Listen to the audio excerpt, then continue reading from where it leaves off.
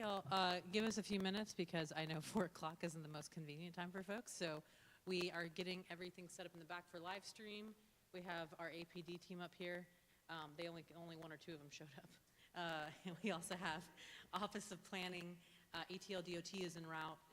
We have AFRD. We have Nate Bailey and team from Fire. So give us just a minute to get things moving, and we'll kick off in a moment. That doesn't mean you have to stop talking. Get that set up?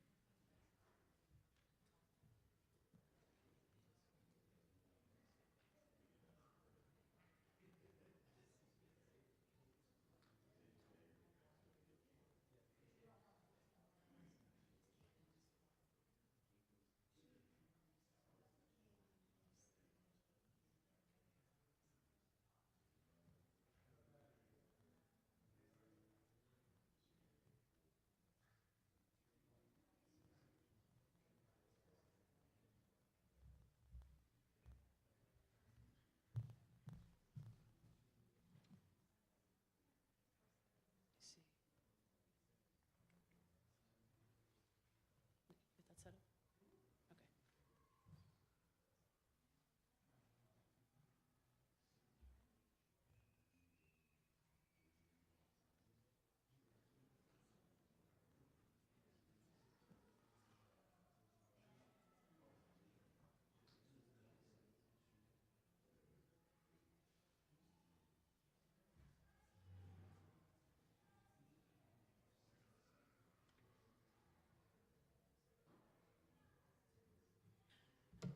Okay, I want to go ahead and just get us rolling because I know we have the live feed up and running. All right. I wanted to start off just by allowing each of the departments to introduce themselves and just kind of explain what they do, because I think there's sometimes confusion of our Major Webster for Zone 6, who's amazing, gets asked a lot of questions about 911, and even though 911 falls under APD, for example, Major Webster is not in charge of that. So I want to give a moment for each of the departments to introduce themselves to you, give about 2 minutes to discuss what they oversee, and then we'll start kicking off with some of the questions that y'all submitted ahead of time. So Chief, do you want to kick us off? I just want to say welcome to everyone. It is always encouraging anytime we go to any one of our 245 neighborhoods that comprise Atlanta to see citizen involvement.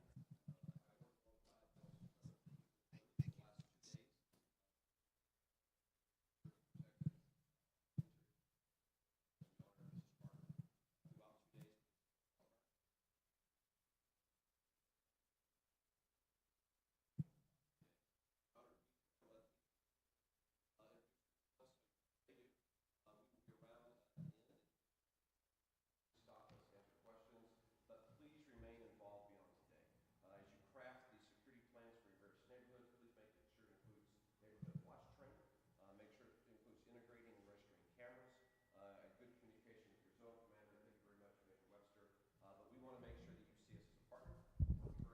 the last 2 days. Thank you for letting us be here today, council member. And now that I have the microphone, I'm going to turn it over to the next member of the team. So, Mr. Raymond, here you go, sir. Yes, well, I'll just say hello. Peter Amon, Chief Administrative Officer of APD, but I think we're going to go to Fire next. Was your... Well, Peter Amon, that's enough. Major, do you want to also just give yourself? Hello, I'm Major Andrea Webster. I am the Zone 6 Commander, so I oversee the Zone 6 precinct and all the officers who respond to the 911 calls, and that about explains it. So you are our neighborhood representative. Where's Zone 6? Zone 6, yes. It's everywhere, including Kirkwood. We go all the way up to Cheshire Bridge, all the way down to Thomasville, as far east as Eastlake, and as far west as Midtown. Nate Bailey, I'm an EMS captain with Atlanta Fire. Used to be stationed right here at Station 18. I want to thank the council member for having us today, and we'll answer any questions that you guys have. We also have our medical director, Dr. Karen Bowers. She's going to speak about a few great initiatives that we have that we're starting. One's already been in place for a while, and then we're starting a new drug rollout that's going to be a huge benefit to the city. And any questions that you guys have, we'll be here to ask them or answer them for you. Desiree Arnold, E911 Director. I oversee the largest 911 center in the state of Georgia. And I have my team here with me, and I'll allow them an opportunity to introduce themselves as well.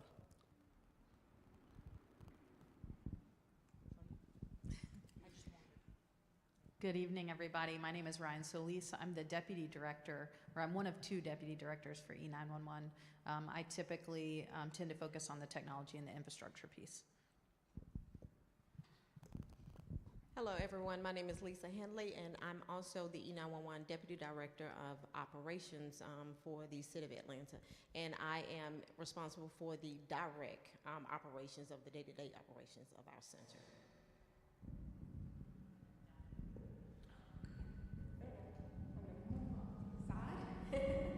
Good evening. My name is Daphne Talley.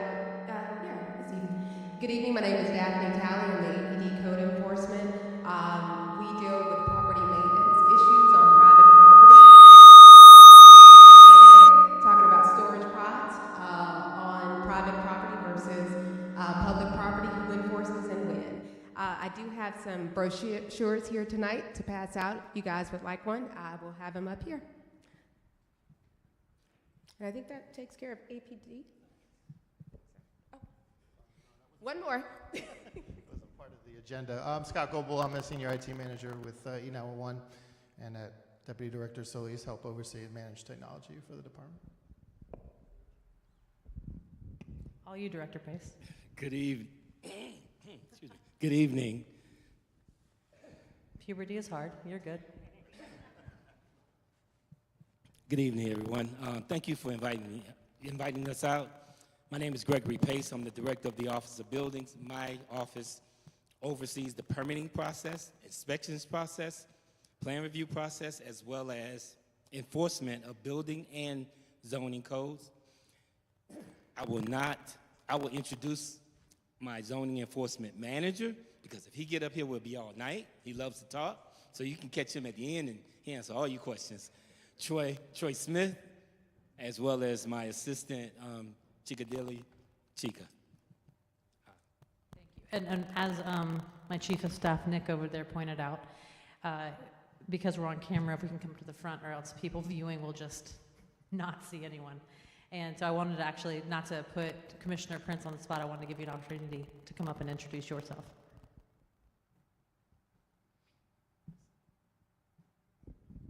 Hi, everyone. Thanks for having me.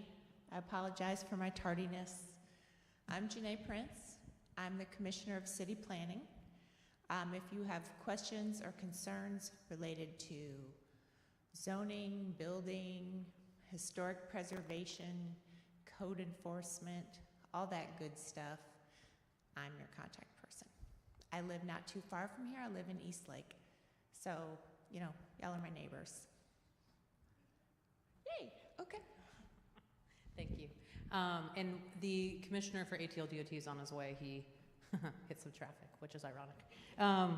So I wanted to also just take a moment for us to just say, I want to introduce Patrick, who's from my team, the person who answers all of your constituent concerns. He's an angel and attends all of the meetings on my behalf. And this is Nick. Oftentimes you guys think they're the same person. They are not. I want to point out that they don't look anything alike, but they are both members of my team, and I'm lucky to have them. And I also wanted to thank if we can, thank Larry and the pastor for letting us use the church tonight. And I know that this was not a convenient time, so I appreciate y'all for making it. This will all be live streamed and shared after, and we will do follow-up for anyone who has questions after the fact that we didn't get to. But I wanted to make sure that when we talked about public safety, we tend to just put that solely on APD, and I understand why, but one, Fire is a part of that. 911 is a part of that.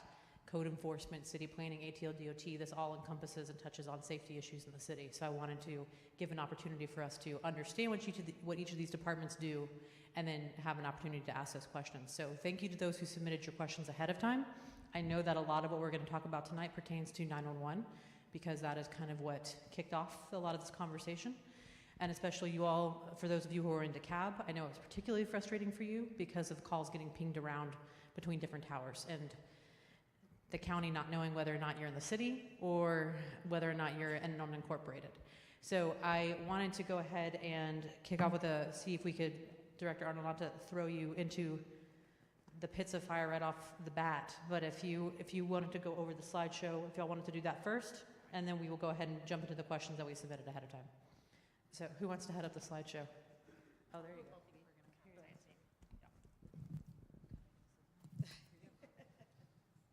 Good afternoon. So thank you all for having us here.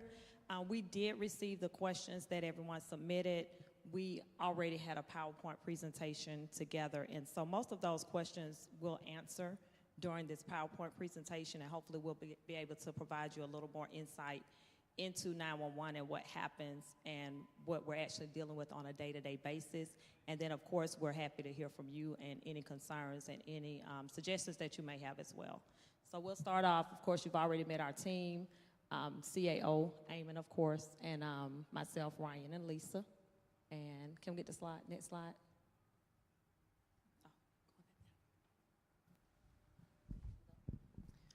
So what you guys are looking at is just a very simple workflow of what happens when you place a 911 call. It should come into Atlanta 911. We'll talk a little bit about how the transfers work on the wireless calls, but it should come into 911 and you get a call taker. That call taker identifies whether or not it's a police, fire, or EMS complaint, concern, incident, and then they will triage the call appropriately. For medical calls, they're transferring it out to Grady or DeKalb EMS. Both of them are able to do what we call EMDing a call, which means providing you guys protocols and pre-arrival dispatch instructions prior to an ambulance going on scene. It's something as simple as administering an aspirin all the way up to chest compressions and so forth and so on. So they're able to do that, and so we make sure we transfer those out as quickly as possible. If it's fire-related or police-related, we go ahead and triage the call via our protocols, which is, set questions that we make sure that we're identifying all of the concerns on the scene, all of the appropriate equipment and personnel that needs to go out there, and then those get electronically processed and sent over to the appropriate dispatchers on the radio.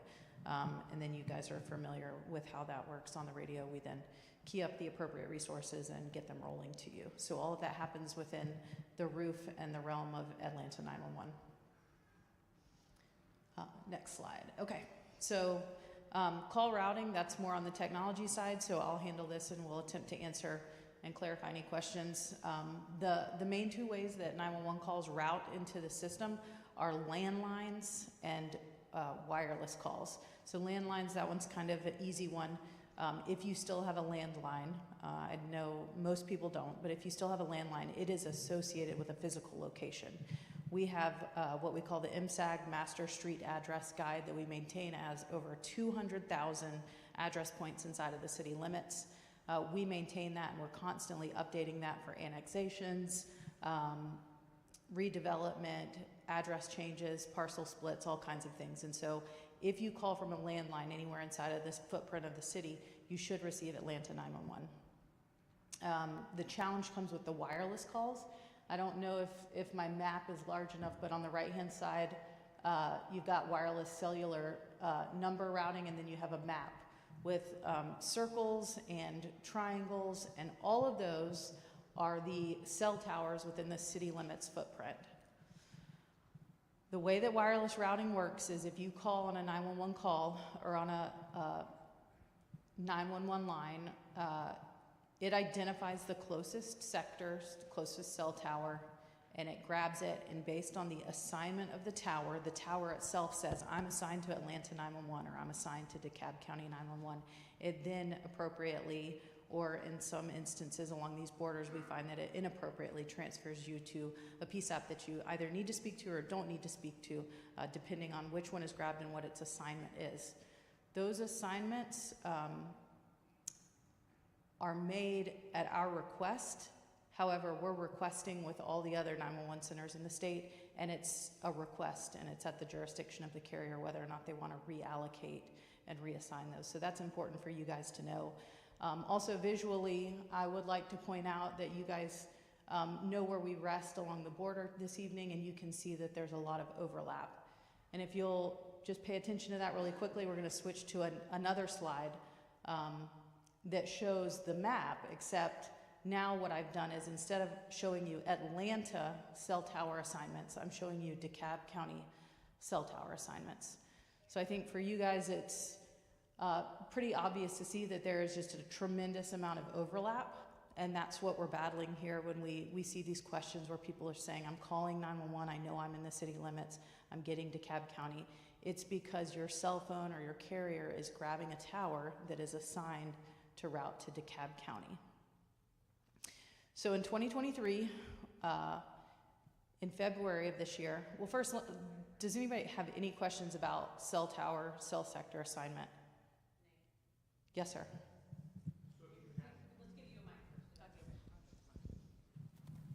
So I know I just threw a lot at you guys. So I have a question relating to zip code. Area code. So if your area code for your cellular is from another state, and you dial not 911, but dial the City of Atlanta emergency number that we've been given to dial, so that we don't, for instance, my area code is from California, okay? So if I dial just 911, it gets routed to California 911. Absolutely, it's happened multiple times, okay? So we dial a specific number, telephone number for you guys. Right, you've been given the 10-digit. Right, 10-digit number, okay? Is there anything sort of mismatch in that as far as cell tower assignment and routing, call routing? So you seem like a one-off case. I don't have the answer specifically to you, but I know that I'm from North Carolina, and I've carried a 336 area code on my cell phone for close to 20 years. When I call 911, I get the 911 center locally. Ironically, I placed a test call when we got here, and my number goes to DeKalb County here. My work cell phone number in this same building, in the same spot, goes to Atlanta 911, and that's due to the carrier. There's two separate carriers. In terms of your California area code, do you carry voice over? Do you carry a voice over IP service or a unique carrier? Yeah. So when I'm at home, I work over set up calling over IP. Okay, so you need to contact whoever your provider is for voice over IP and tell them that even though you have that. No, it's not voice over IP. It's actually cellular. Your cellular? Okay. Yes, but I also have calling over Wi-Fi. Calling over Wi-Fi, okay. I don't have an answer for you right now. So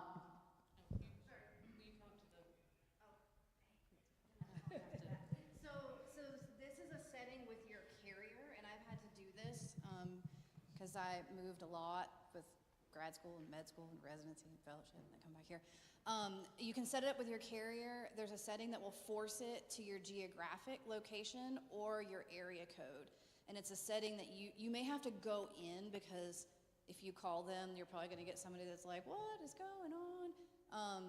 But this was really common when cell phones first started becoming ubiquitous, that you had to tell it, and it happened all the time. But most of them are set up this way now, but if you've had that number for a long time, you just may not be set up for it to force to your geographic location instead of your area code. But it's a very easy toggle with your carrier. Thank you. That's great. We learned that something new as well. Were you all done? Are you good? Okay. First, thank you all for being here and everything you all do.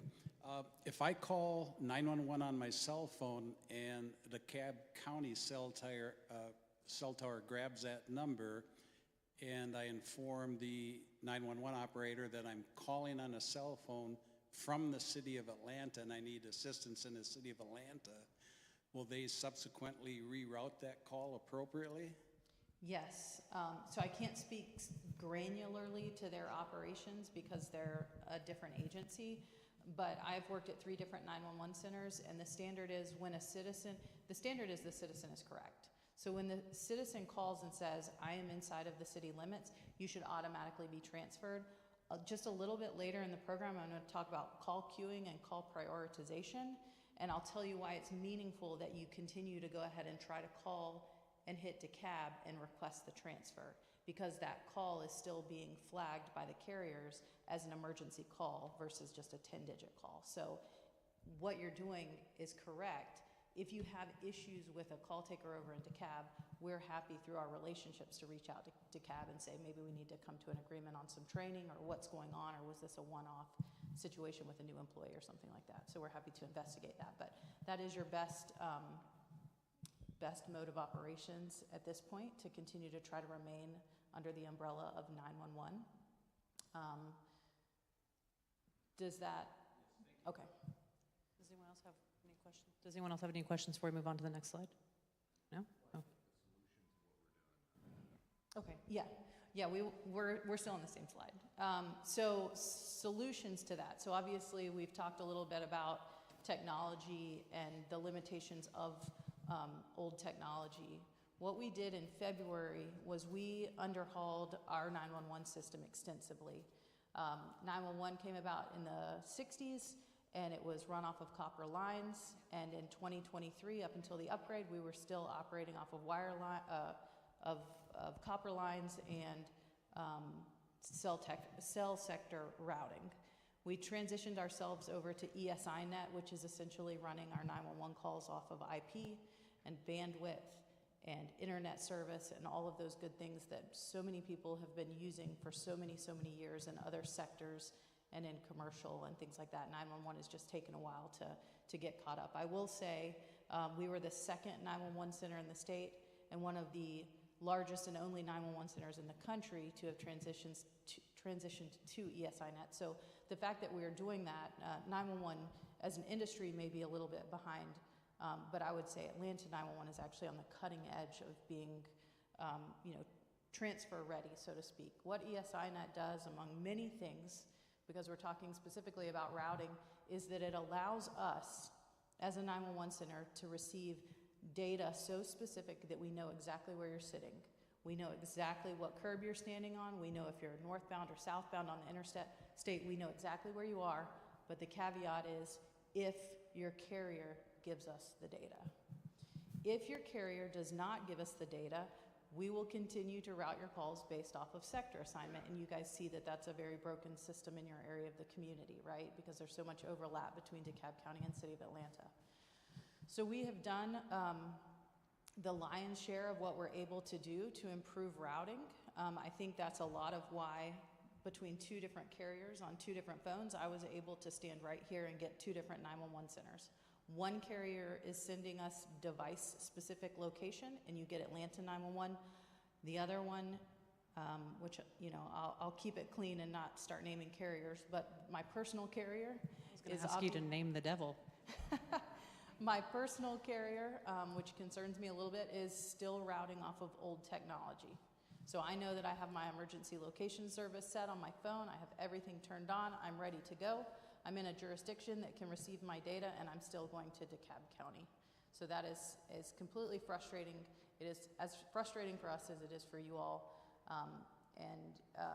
Kind of as just a side anecdote, I do have a 6-year-old, and I hope that I never find her or myself in an emergency in a location in which I cannot reach the appropriate 911 center. So I want you guys to know that from our perspective, we are doing absolutely everything that we can to include difficult conversations with the carriers about why they are choosing not to send that data.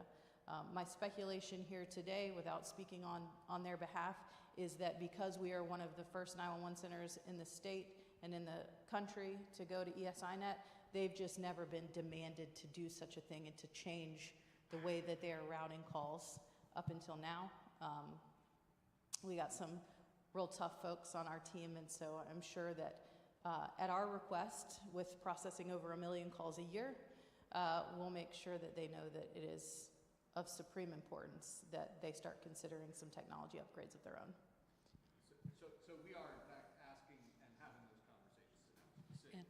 Yep. Can I also ask a follow-up question for the location piece? Sure. So now, does everyone know that you can text 911 as well? No? So you can also now text 911. And so my question is, so texting, could you kind of walk through what that looks like? And also, do we know if we have the same location issues if a text is sent as if when a call is made? Voice and text are going to route the same. So if your phone and your carrier calls and gets DeKalb, you're going to text and deliver to DeKalb.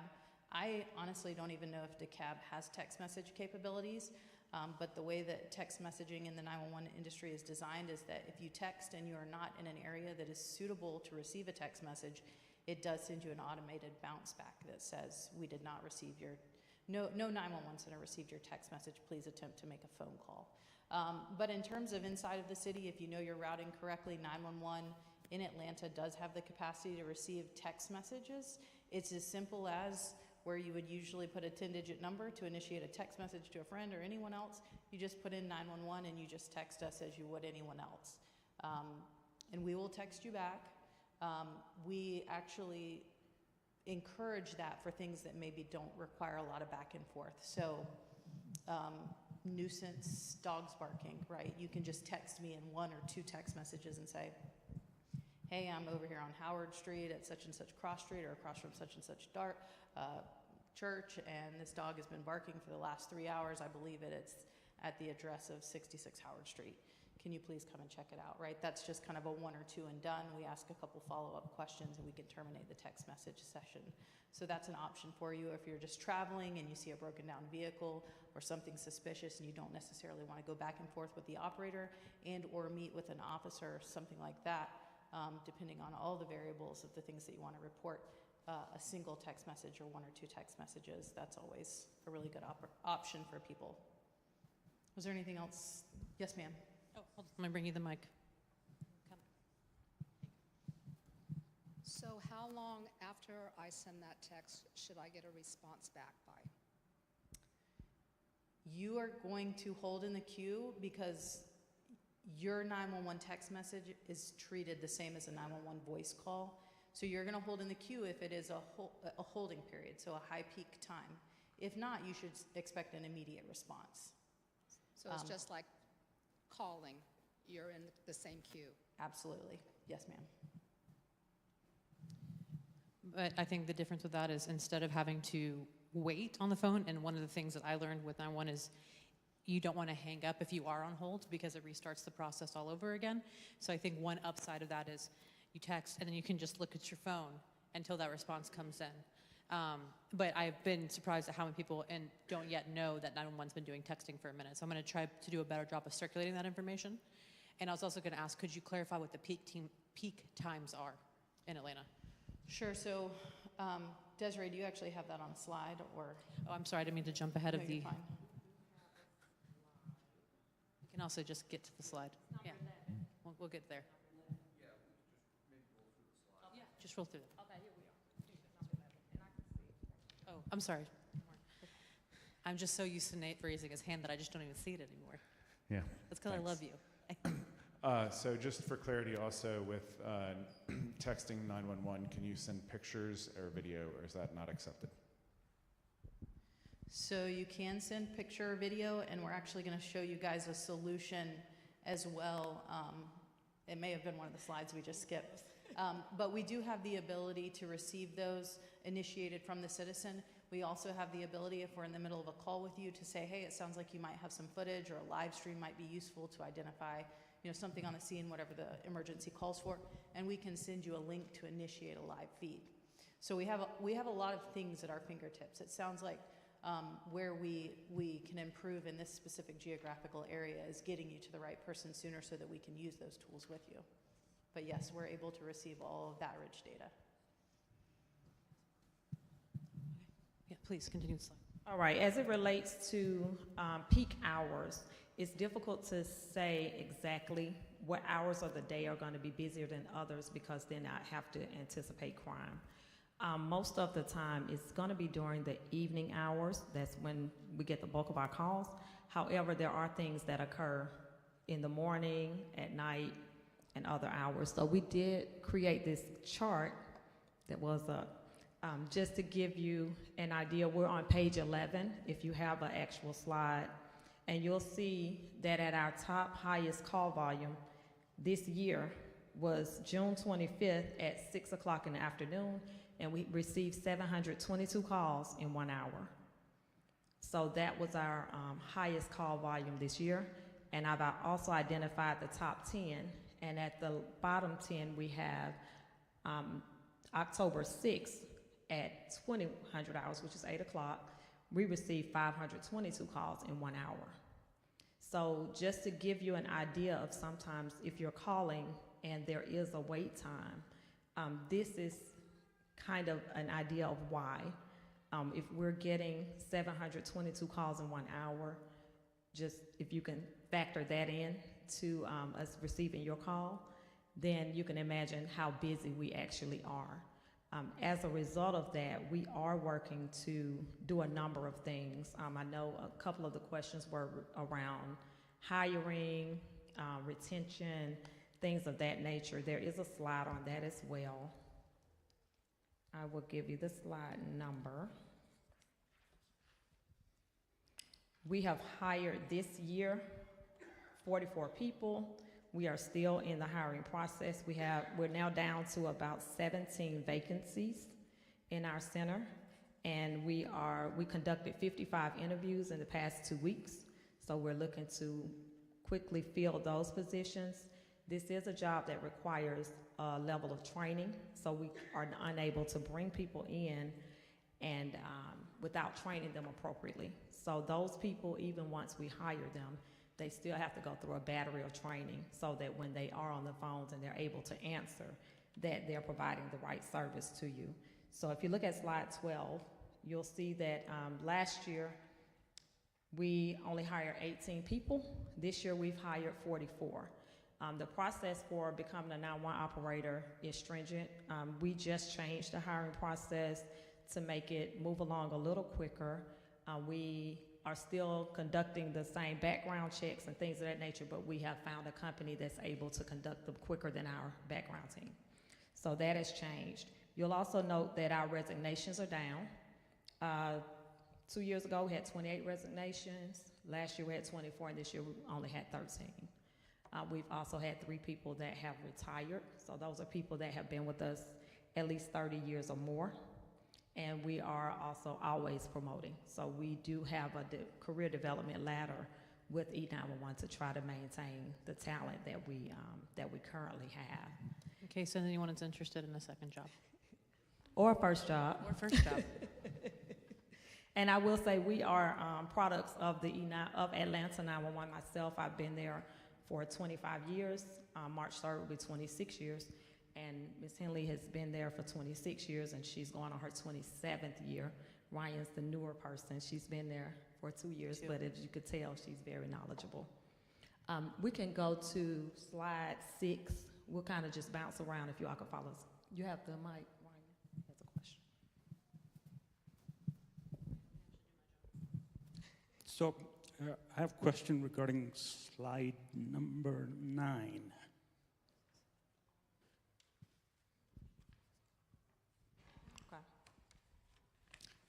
Yes, so how do you measure your call answer times? Okay. All right, so call answer times, we use a system. Of course, we use AT&T phone system, and we have what's called Viper 7. So the system itself calculates. It is a new upgrade. We've upgraded a lot of technology in the past couple of years, so I will tell you that. Before Viper 7, and this may go back to one of the questions that you had before, when you all were given a 10-digit number to call, and that was fine prior to us moving to Viper 7 because we had a first in, first out system. So before we moved to Viper 7, whether you called 911 or you called the non-emergency line, they all funneled into the same queue. Well, the problem behind that is that if you really have an emergency, and I'm dialing this 10-digit number because I know I don't, I can still take precedence over your call. So we recently upgraded to Viper 7. We have a slide for that one too. Was it 5? No. I'm sorry, we got thrown off the slide count. That's okay. Okay, it's number 8. If you can jump to 8 for me so we can explain the call queues. Okay. All right, go ahead. So call queuing, and I had said we would get a little later in this, we would explain this to you. Call queuing I liken to when everybody has ever been to the airport and they do boarding section or zone 1, and then they do boarding section zone 2 and 3, and then all of a sudden the gold medallions get to hop in front if they so choose to walk up to the gate. And so we're all kind of familiar with that process. Previously, like she said, it was 1 in, 1 out. If Mr. Amon called a half a second sooner than Ms. Henley called, but he was calling about a dog barking and she was calling with chest pains, he got serviced first. And I strongly feel, and I stand beside that and I advocate for it, that that is incorrect. We should always be servicing the ones that are time sensitive, medical, life safety, violence ones first. And so what we did was we transitioned to a queued system that has a lot of automation and configuration built in the back of it that's able to prioritize 911 calls. So if she dials 911 by dialing 911, but she's a half a second later than Mr. Amon who dialed the 10-digit number, the system intuitively says, by virtue of her dialing through 911 and getting in the 911 system, we are going to service her with the next available resource, with the next available call taker who has the skill set to answer the call, process the call for dispatch, and provide her with the necessary pre-arrival instructions to make sure that we're able to sustain life if that's what we need to do prior to an ambulance getting to her or a resource or whatever the need may be. Once calls kind of simmer down in a peak area, we say, Mr. Amon's next up. We don't have any other 911 calls coming up. We can answer Mr. Amon's call. So that's kind of how call queuing works. The same way, like I said, you can be in one of the business class zones, but then the medallion member comes up and is able to board the plane before you. Think of that the same way. So we were able to do that, and we've seen a tremendous effect on being able to get to our 911 calls sooner. At the same time, there are communities who have historically been told, and not incorrectly at the time, to call the 10-digit line to make sure that you're routed to the correct 911 center, and then it was treated as a 1 in, 1 out. Now you can expect that you will hold longer if there is a 911 call in front of you. So that's why I said to this gentleman, it is better for you to call and get DeKalb County 911 and ask for a 911 transfer into City of Atlanta, because you're gonna hit the emergency queue as opposed to get into the non-emergency queue. So I hope I haven't lost anybody on that. I know that's very 911 specific prioritization technology. Yes, ma'am. So you are saying that regardless of DeKalb County, Fulton County, any county in Georgia, they all have this queuing system? Not or is everyone. it just City of Atlanta and DeKalb? Mainly large centers have it. Mm-hmm. I don't know if DeKalb has it. I previously worked at Cobb County and they had it. Atlanta has it. It's a very smart way when you have multiple lines coming into the center for the system to recognize what's an emergency and what's not an emergency.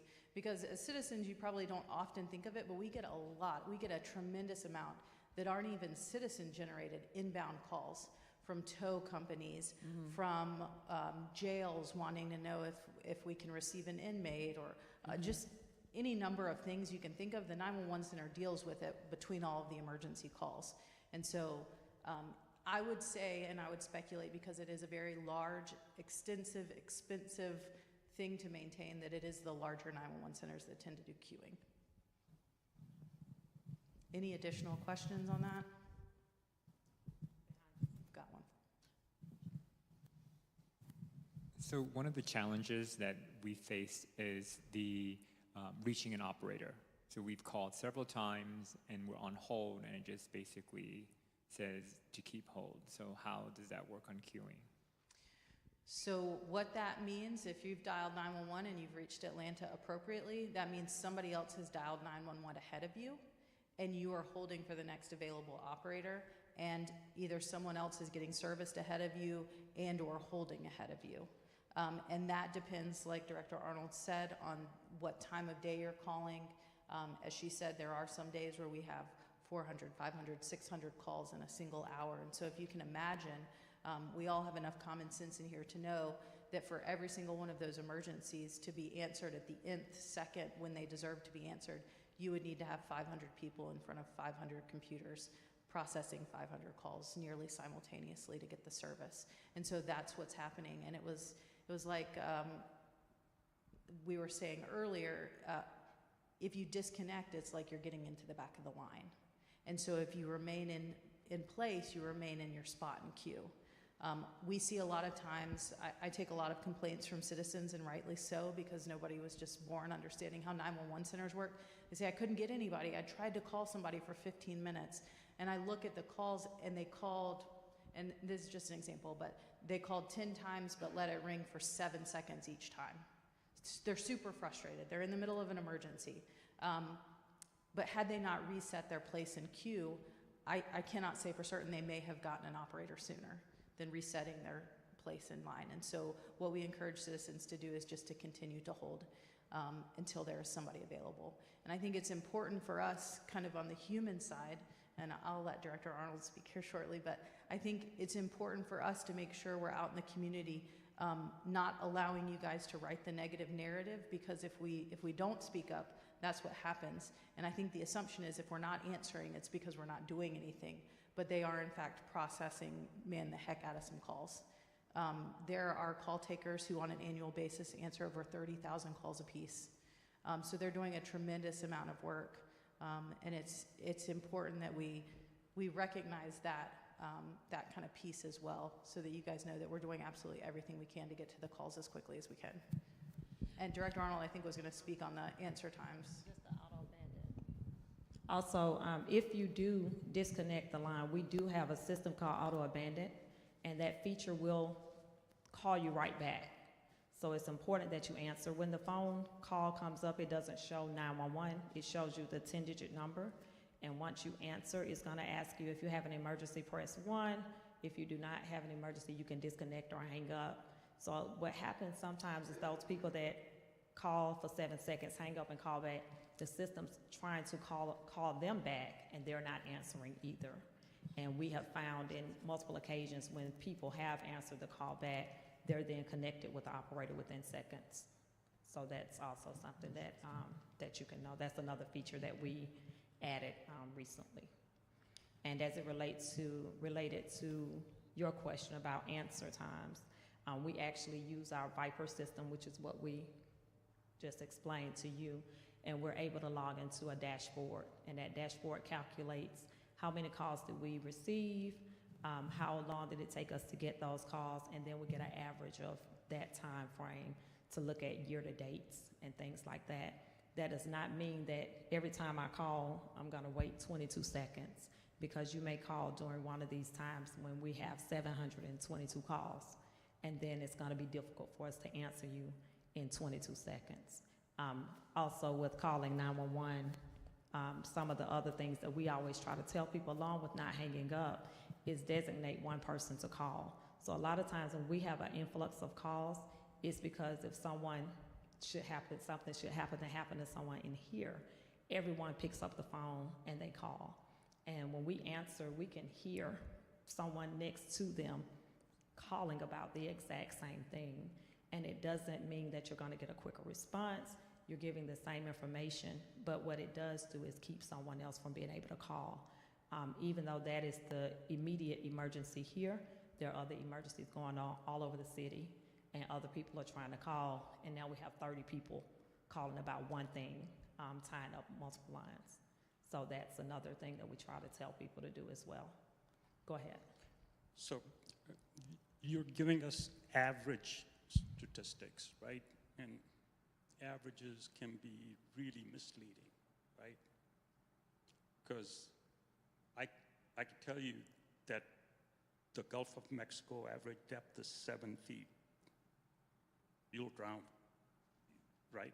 So the question is, what kind of analysis are you doing on the patterns? You know, what's the worst hold times? What's the best hold time? You know, what's the mean? What's the median? You know, those are the kind of analysis that I'd like to see.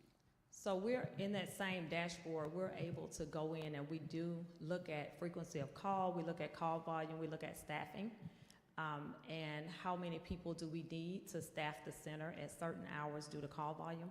We recently moved our staff from an 8 to a 10-hour schedule so that we have an overlap. So at certain parts of the day, we have 3 shifts working at the same time to give you the most people on the phones during those hours, which is normally around 1 o'clock in the evening until about 9 or 10 on the weekday, and on the weekend we have the most people come in on the overnight because that's the time that we're getting more calls during that time. A couple of things that we have no control over. One is that even though we built out all these queues, people still call 911 and they don't have an emergency. And so then that still creates the same issue that we had before with the first in, first out, because if you know you don't have an emergency and you call 911 anyway, then it's not helping us get you to the non-emergency line. So along with that, one of the queues we built out is called pre-screening. So if we're in one of these situations and we're at 722 calls coming in an hour, and you call and you say, there's a party down the street, the operator may ask you to hold, and they're gonna put you over in pre-screening so that they can triage the other calls that are holding and try to find out who's having a medical emergency, whose house is on fire, and things of that nature before they get back to you. And in this setting, it sounds like a great idea, but when you're the person calling and you feel like this is a dire emergency, you're not cognizant of what's going on elsewhere and taking that into account as well. So we do, and I have to report out to the chief and the CAO as well, and we also provide metrics to the mayor's office. The average times you see, you're absolutely right. We look at the distribution, we look at a bunch of other statistics. We're not happy with that average time, right? I mean, it has come down, it has improved since last year, but it is not where we want it to be. So that's why we have intensive hiring programs, we have moved to 12-hour shifts, we have multiple technology upgrades. We're doing at least a dozen different things to try and bring that significantly down. So we're not at all satisfied with where we are now, and we recognize that when people call, particularly at peak times, you can wait for significantly longer than anybody should. So I just want to be clear that we're very dissatisfied with what we're able to deliver today and are working very hard to try and hire people. That is the key constraint for not just us, but if you're in the 911 community like these guys, you will see article after article about the challenges that centers face both locally here in other counties and cities and then nationally. So I just want to be clear, we are trying to significantly improve it and get to the point where all calls are answered within 15 or 20 seconds, right? That's where we're trying to get to. We're not there yet. Yeah, my question is related to kind of what kind of call is emergency or isn't, and maybe that crosses over a little bit into the APD territory is, for example, let's say I look out my window, it's a very real example, and I see what looks like very clear drug dealing, 50 feet from where I live. And so what should I do? I have a young toddler. I know that drug dealing often comes with violence, and I want to protect our family. So should I try to take a picture and text it to you guys, like, hey, this looks like drug dealing? Should I be trying to call APD right away? Is this classified as an emergency? I'm just trying to figure out what's the best thing to do. If you have the slides, we did add that on page 10. And that is a common question. What is an emergency versus what is a non-emergency? So we consider an emergency as being something that is an immediate threat to life or property. So a fire is an immediate threat. Someone stabbed, a heart attack, someone not being able to breathe, any incident where weapons are involved, a robbery in progress, an incident that just occurred. Those all have the potential to be high priority calls because there's a possibility that we can save a life or we may be able to apprehend someone. As far as non-emergencies, those are things that have already occurred. I came home, my home was broken into. I don't know who broke into it, I don't know when it happened, I just need an officer to come out. That would be considered a non-emergency, not to you, but it is a non-emergency as it relates to how we have to dispatch our calls, as well as vehicle break-ins. If it's not in progress, it already occurred. I just came home. I just walked out the door last night. My car was broken into. Those are things that we're sending officers out to make a report, to process crime scenes and things of that nature. However, in the case that you gave, if you have a picture, that's one of the new technologies that we also added, Carbine, this year, that allows us to receive picture. It allows us to receive videos. If you have a video that you saved, you can send that to us. If you have live video, the call taker can send you a link. You open that link, and they're able to get your location. If your location services are on, and they're able to receive live video from you, and that becomes a part of the report system. So if you do have the opportunity to do those things safely, then that's fine. We will definitely take any pictures or video that you have. If you use the text feature, again, you can text, send the picture, and just wait on us to respond back to you.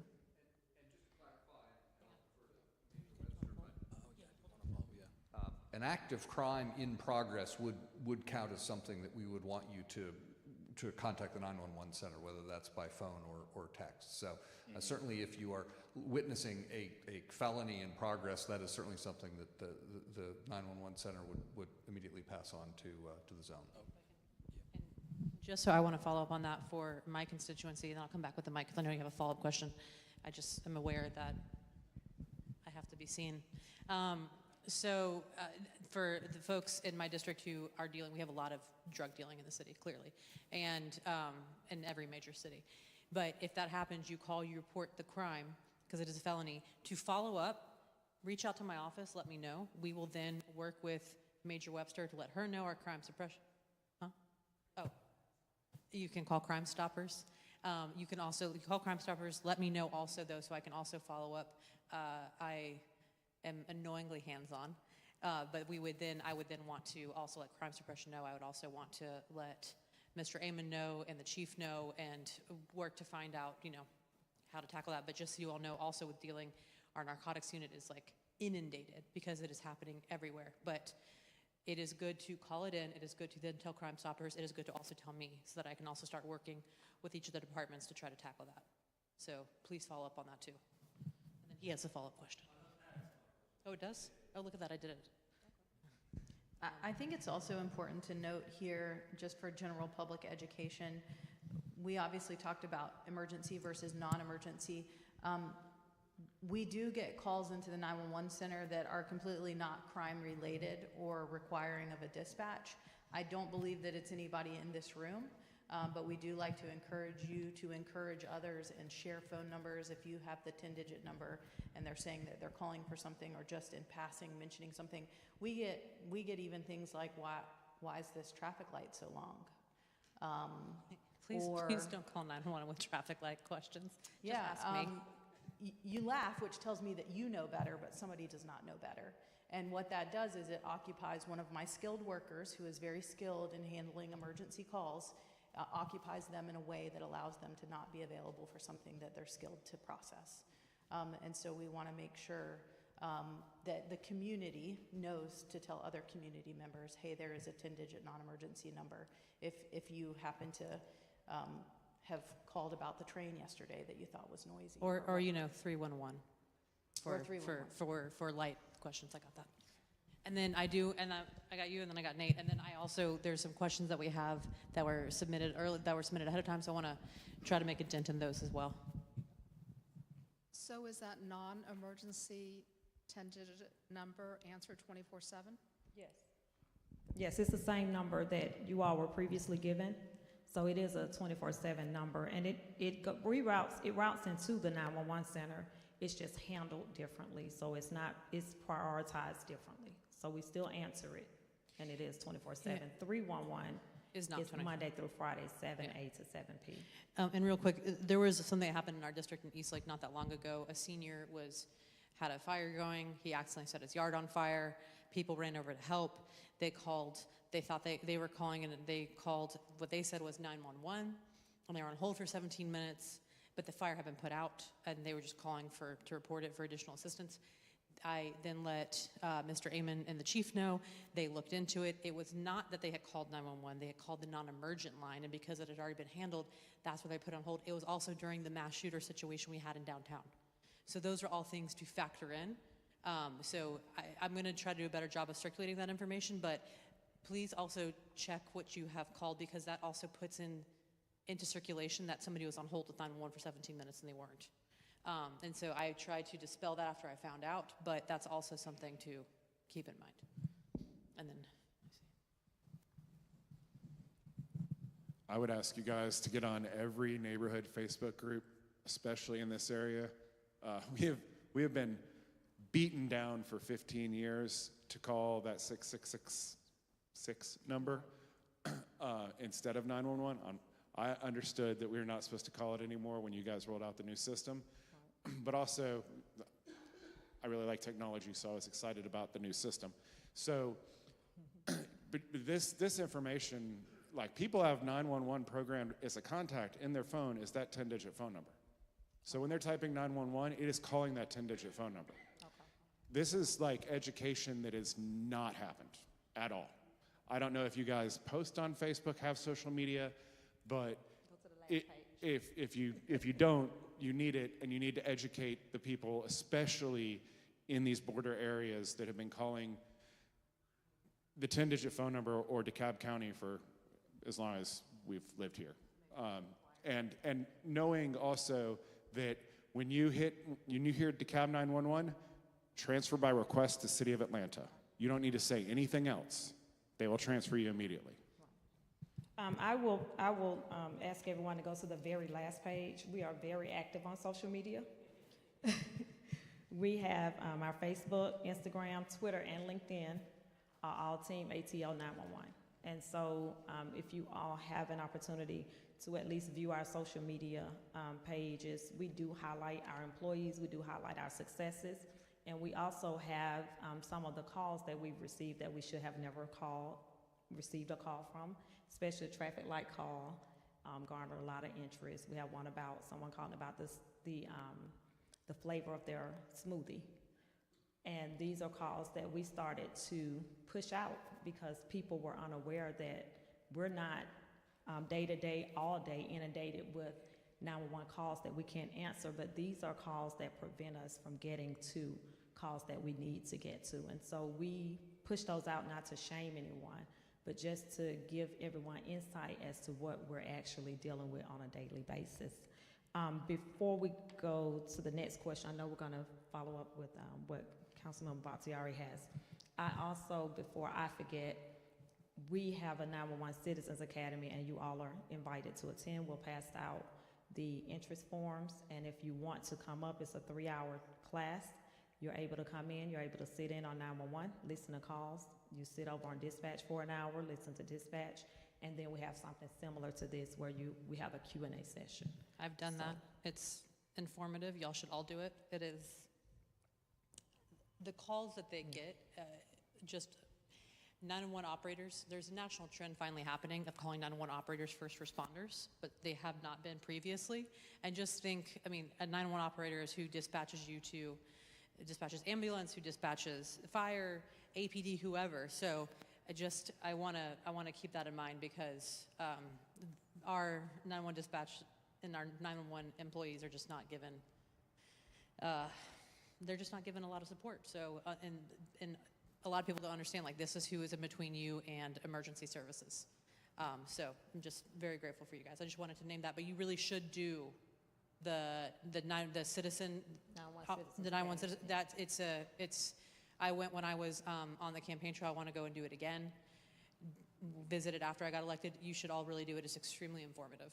Yeah. And we expanded the Citizen Police Academy to include this 911 Citizen Academy, because a lot of people would go through the Citizens Police Academy, and a lot of the feedback we would receive was that they really enjoyed their time in 911. The last class we had to almost put people out. They did not want to leave. We had one citizen that felt like the operator just needs her and she needs to stay. So they were, it's a very good training. You get an opportunity to meet all of the operators and just humanize the people that you're talking to, because I think a lot of times people forget that we are people, and this is a job that requires us to work 24/7, 365 days a year. So while people are enjoying turkey on Thanksgiving, our people are working Christmas and things of that nature. And these are a lot of parents, single parents, things of that nature that give up their holidays to be there to answer the phones. So.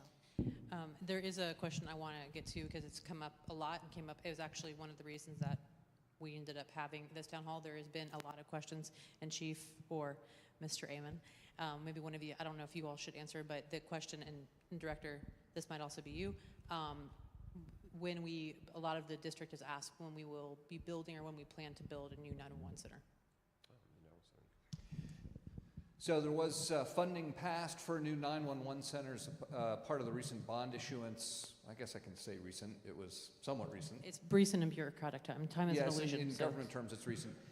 And there is currently an examination underway by the Department of Asset Management, which is the part of the city that manages our buildings and facilities, to understand where that location would be best placed. Our current 911 center, we've also done a significant capital upgrade in replacing the chillers and the generator and a series of relay switches and control switches and a bunch of other stuff that you might or might not find interesting. But we are going to build a new 911 center. The location remains TBD based upon location analysis. And that includes a whole bunch of factors, including where you place a radio tower and a bunch of other stuff. So it's still TBD. If we have, just real quick on that, if there are follow-up questions from any constituents, would it be okay to direct them to? Great, I will do that. We've actually, now that I look at it, knocked out quite a number of these. I do want to ask, there was one question that was submitted that asked about how we are tracking and combating shootings in the neighborhood. If you want, Major, I don't know if you want to give, or Chief, you want to give stats to that, and we're actually, well, stats and also answer that, but I know that we are lower on the list than other districts. Certainly. Gun violence is a serious concern that's nationwide, and it has the priority of this police department and certainly of the administration. We have a team within our department that is monitoring the patterns and trends. You will not be surprised that the number one motivator for gun violence in our city is what? An escalating dispute. We've seen that dispute be over parking spaces, too much mayonnaise on a sandwich. Please never lay your phone down if you're in a relationship you shouldn't be in. That leads to a lot of shootings, too, in our city. I can't do a lot about that, and I don't expect Major of your zone, who does a phenomenal job, to be out monitoring fights over parking spaces and mayonnaise, too much mayonnaise on a sandwich or infidelity in a relationship. What you should expect of your police department, are we going after the drug dealing operations in your neighborhood? Are we going after the gangs that are in your neighborhood and the criminal crews that are out and about breaking into and stealing cars? Those are the type of motivators that we can influence. And because of the work of the officers in the room, code enforcement being a partner in our 911 center, we actually have an 18% reduction in the shootings in the city so far this year. We currently have a 19% reduction in the homicides in our city this year because we have a full focus on gangs, guns, and drugs, because those are the influences that we see. I will tell you, if you have a drug dealing operation in your neighborhood, please make sure you're reporting that. I know I see the reports out of this district that we're working on. Some of those we can actually get to quickly. Depends on how the individual has the drug dealing operation set up, how quickly we can shut it down. But when we do shut it down, it will make your neighborhood safer. There's a direct influence between a drug dealing operation and the shootings that you see in the neighborhood that you live in. Certain parts of the cities, it's very difficult because we have drug dealing operations on the 20th floor, the 25th floor of a building, but we have a good crew that's working very hard to shut those down. Here's the other thing that we need, and I'll let Andrew, if you want to talk about your particular statistics, because we get an intelligence report weekly that tells us where there's conflict in the city, where gun seizures have occurred, where gun arrests have occurred. That gives us a pretty good idea where resources should be deployed in that space. But we're putting people in jail that are an imminent threat to your neighborhood and your sense of safety, only to see them released 12 hours later, 24 hours later, 48 hours later, with no meaningful intervention of the courts to be able to address why that individual was put in the courtroom in the place. You are in a unique position. Part of your communities are in Fulton County, and part of your communities are in DeKalb County. It is my pleasure to be here with you tonight. I want to continue to come back. I know the major is very engaged, but there needs to be a meeting with your county solicitor of DeKalb and Fulton and your DA of DeKalb and Fulton to say, what are you doing about the individuals that are running drugs and guns in our neighborhood that the police department is putting in your courtroom? Because we're putting the right individuals in the courtroom only to see them released, and then we arrest them a month later, 2 weeks later, still with guns, still pulling triggers, still doing criminal activity. So the thing that we can be done the most to help us is holding the prosecutors and the judges accountable in DeKalb and Fulton to wisely address the individuals we put in their courtroom. I'm not a lock them up and throw away the key guy on everybody. There's some people that need mental health intervention. There's some people that need assistance with drug and alcohol addiction. There are those that need assistance in a wide range of areas. And then there are some that are inclined to continue to commit crimes for whatever reason. So we need the judges to be very mindful of that and the prosecutors. But Andrew, I don't know if you have any specific stats that you want to give, but I do appreciate the fact that we've seen a reduction in shootings in Zone 6. Zone 6 has the second lowest number of homicides of all of our zones. The Buckhead community only has one less than the communities of Zone 6. And so you all have been seeing a good success. Here's the one area that we have not seen success in as we've seen around violent crime. It is the theft of vehicles. And if you've watched anything about a year and a half ago, Chief Sensor, in the city of Milwaukee, some young men posted on YouTube how to steal a Kia and a Hyundai by peeling back and please don't write this down and go do this. I'll stay to be community leaders and civic-minded, please. But peel back the steering column and insert a USB port, and the car will start immediately. And that trend has swept the country, and it arrived in Atlanta about 8-9 months ago, maybe a little bit longer than that. We've seen a heavy influence of that. So that is the one area that our communities here in Zone 6 have not been immune from, but neither has any other community in the city. We have a program where we hand out clubs to put on the vehicles. The mayor brought Kia into the city to do a pop-up shop right here to be able to get the patch. So we ask if you do own a Kia or Hyundai, be very mindful of vulnerability, and to please reach out to us for a club. We still have some that we can pass out for y'all. But if you have some statistics you want to share, Andrea, please do. I do. So in Zone 6, we have a remarkable 58% decrease in homicides this year over last year. That's massive. So my team has been out there working really hard, and we've been working with our CID partners, our investigative partners, to try to reduce that number. Our rapes are down 50% in Zone 6, and our aggravated assaults, which would include being shot but not passing away, those are down 6%. I do want to highlight that in Kirkwood, we are at 9 aggravated assaults so far this year and 1 homicide, as opposed to, at this time last year, 13 aggravated assaults and 2 murders. So we're trending in the right direction, even in Kirkwood, and we have several good works that I want to highlight from my team. They have seized 243 guns from Zone 6 this year alone, and they have arrested 8 people who were wanted for murders in the city of Atlanta. All the murders occurred in the city, and 8 of them that occurred in Zone 6 those people have been arrested. We do, as Chief Shearbaum said, we do continue to have a problem with auto thefts, and in fact, just a few days ago, we arrested a 15-year-old who was breaking into a vehicle and was previously arrested for 2 separate counts of auto theft. So we see a lot of 13 to 17-year-old individuals that commit these crimes. The individual that we arrested the other day did have a USB cable and a screwdriver, and that's how he was committing his crimes. So it's very low tech, it's very cheap, and it's pretty easy for them to do. We do still have clubs available at the precinct, or if you will email me, I will have one delivered to you if you live in Zone 6. So that's my promise that I make that I don't know if any other zone major makes, but we'll help you secure your property.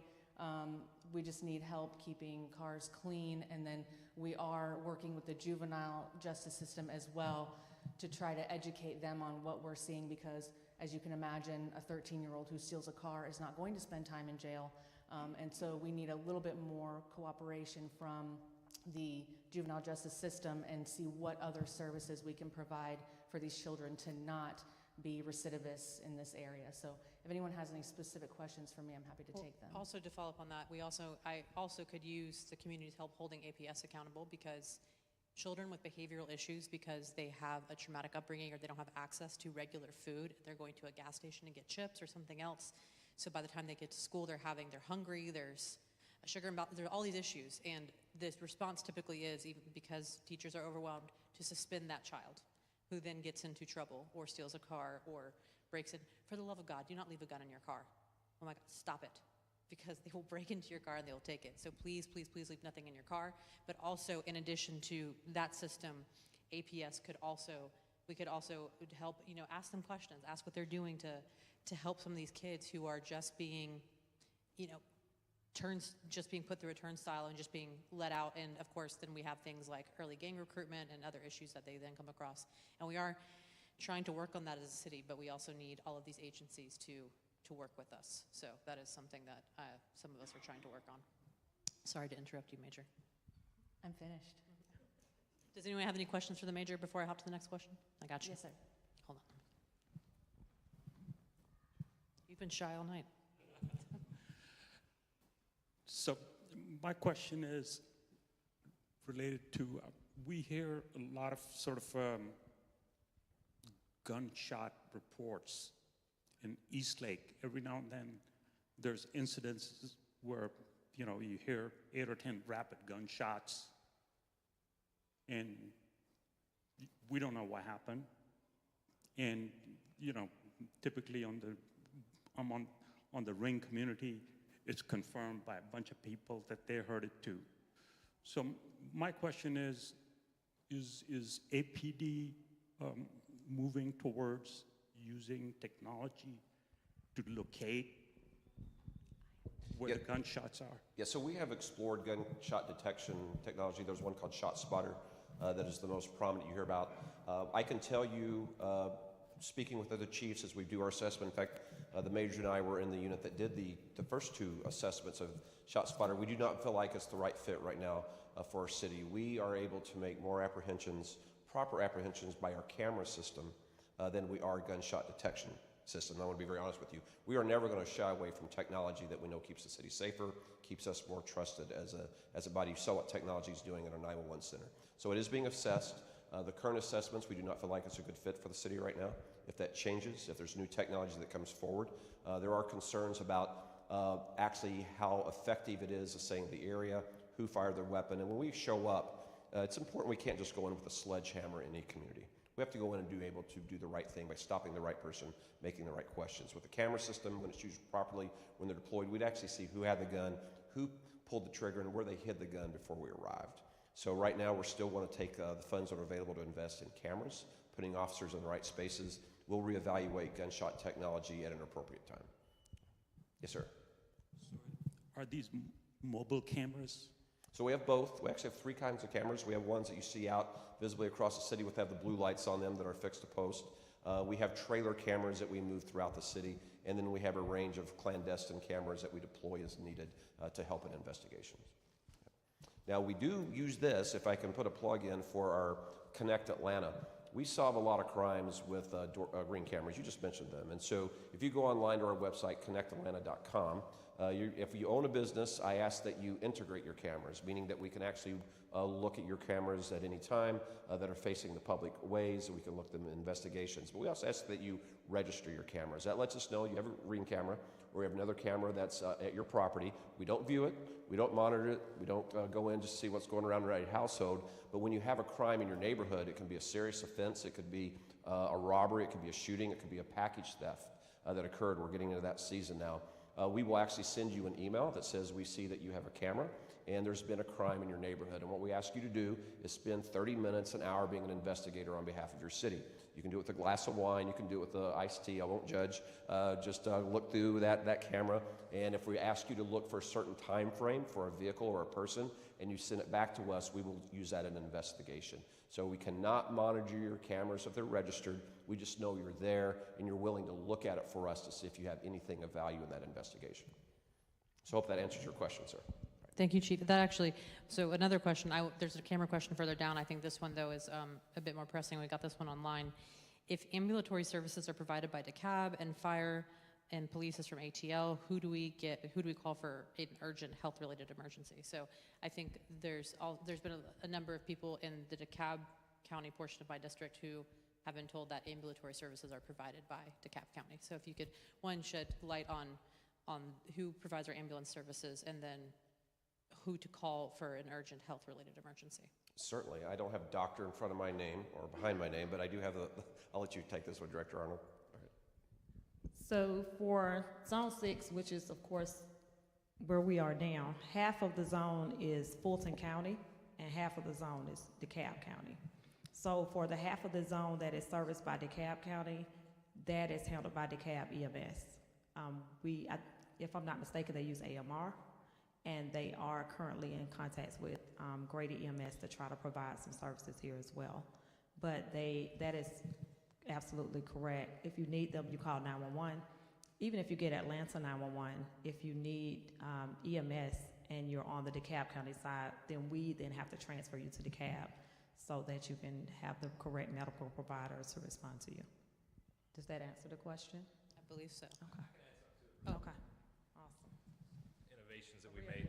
Again, Nate Bailey, I'm a captain, EMS captain with Atlanta. A few things that we've done, we've allowed Grady to come over to the DeKalb side. So our fire chief has given us the duty, if we need to send an ambulance, if there's a long wait time in DeKalb, we can call Grady, and they've agreed to come over and service this side. And also, later, I guess we can talk about Right Site, which is another ambulatory service. If you don't need an ambulance, but you need to get some assistance, I think they'll even take to shelters or urgent care and other places. If you don't need to go to the ER, we have a service now that doesn't use an ambulance. Do you want to come and speak about that as well? Oh, and Grady has 45 ambulances now. I know there was a period where we had, coming out of the pandemic, there was an ambulance issue, but they really beefed up their services, and we don't have any issues there. And if we need to overlap, we have the duty to do that as well, so there won't be any ambulance issues on this side of town. Hey guys, so formally, I'm Karen Bowers. I'm the physician medical director for Atlanta Fire. If your house is on fire, I'm not your guy. I almost lit my yard on fire on Friday, and I'm really glad that I managed to catch it because I never would have lived it down. But if you're having a heart attack, I know some things. So I am a fellow neighbor. I live in Eastlake, so these concerns are also my concerns. I'm fortunate that I can work the system a little bit. I have a radio. So if I had lit my house on fire, I suffer a lot for the privilege. Every time I keep walking out, it's not because I'm not interested in you, it's because people keep calling me from the field. But one of the things that we've done, this has been a growing need in EMS probably over the last 7, 8, 9 years, but the pandemic really hit the gas and uncovered, kind of ripped the Band-Aids off of all of the scabs and the flaws that we've been kind of like, sticking a finger in to stop the leak for a long time, and that just was no longer possible. So we know that the needs of the system have changed, and the needs of the community have changed in a lot of ways that the system has not been able to keep up with, right? Big municipal systems, even small municipal systems, they don't move real quick and they don't change real fast. Everybody wants to lead, but no one wants to go first, right? So, but one of the things that kind of the drama and the needs of the pandemic have allowed us to do was to take some big risks and make some big changes, which always feel like a risk, but this really wasn't a risk. So we have engaged a partner called Right Site. They are a service that provides telehealth services to our patients who have kind of non-time sensitive medical problems. We hesitate to say low acuity or not emergencies, right? Because if you cut your foot, that's an emergency to you, right? You're looking at like tendons and there might be bleeding and somebody looks down there and passes out. I think of that old, Frasier episode where Niall like cuts his finger and he passes out every time he looks at it. So that we're not saying that this is not an emergency to you, right? But we can probably care for it and keep you out of the ER, which is, who has the best health plan ever and they're super excited about it? None of us, right? Nobody wants to go to the ER. Nobody wants to pay for it. Nobody wants to sit there all day, right? And those problems are all kind of independent and things that are separate, right? And that we can't do much about. That's the other half of my medical life. But what we know is that there's a lot of people out there who can take care of you, and we don't always know who. So you may see when your crews show up, we're still always going to send somebody, but it may be that when Atlanta Fire shows up or AMR shows up, or if Grady ends up responding over here, we all kind of use this system. Atlanta Fire has been doing this for about 1.5 years now, and it's very successful. We may say, you want to talk to an ER doctor right now? Let me get him on the phone. It's very cool. And so what we actually have the ability to do is generate a telehealth visit with a board-certified emergency medicine physician. And actually, about 3/4 of the physicians that we're working with are either former Grady docs or Grady trained. I'm Grady trained myself. One of them is my mentor, right? They're people that we know really well. They're incredibly talented, and they're people who love helping their patients and don't love the limitations that we get stuck with in the emergency room, and don't love that you had to come in the first place, right? We've all had that patient that walks in and I'm like, really? Why are you here, right? Because if you're broken, bleeding, or dying, I'm your guy. If you need to talk to me about your diabetes medicines, I don't know anything about that. That's not what I trained for, right? She said she doesn't know anything about that. That's not what she trained for. I'm not very good at that, right? We all have our little buckets, and that's our bucket. So if you need a different bucket, we want to help you get there. The other thing about Right Side, so they'll do a telehealth visit with you, and it may be that you don't have to go anywhere. Maybe you need a medication refill. Maybe you need a medication change. Maybe you need somebody to tell you that this really weird thing you've never seen before on your toe is actually going to be fine. Totally okay. So 25% of the people that Right Sight sees with us don't actually have to leave their house, right? The other ones we can get to urgent cares. We have a number of urgent cares that we partner with that treat our patients really, really well. They get them in, they get them out. A lot of times the patients that go through Right Sight are back home within 3 hours. You're not gonna get that in the ER, right? The other thing that they do is they have a navigator, a non-clinical navigator, whose whole job is to kind of shepherd you through the process, right? So they're gonna, after the physician gets done, they're gonna be like, hey, so this is what they recommended. Do you need help with transportation, right? If you go to the urgent care, they'll make you an appointment, so you don't have to worry about all that.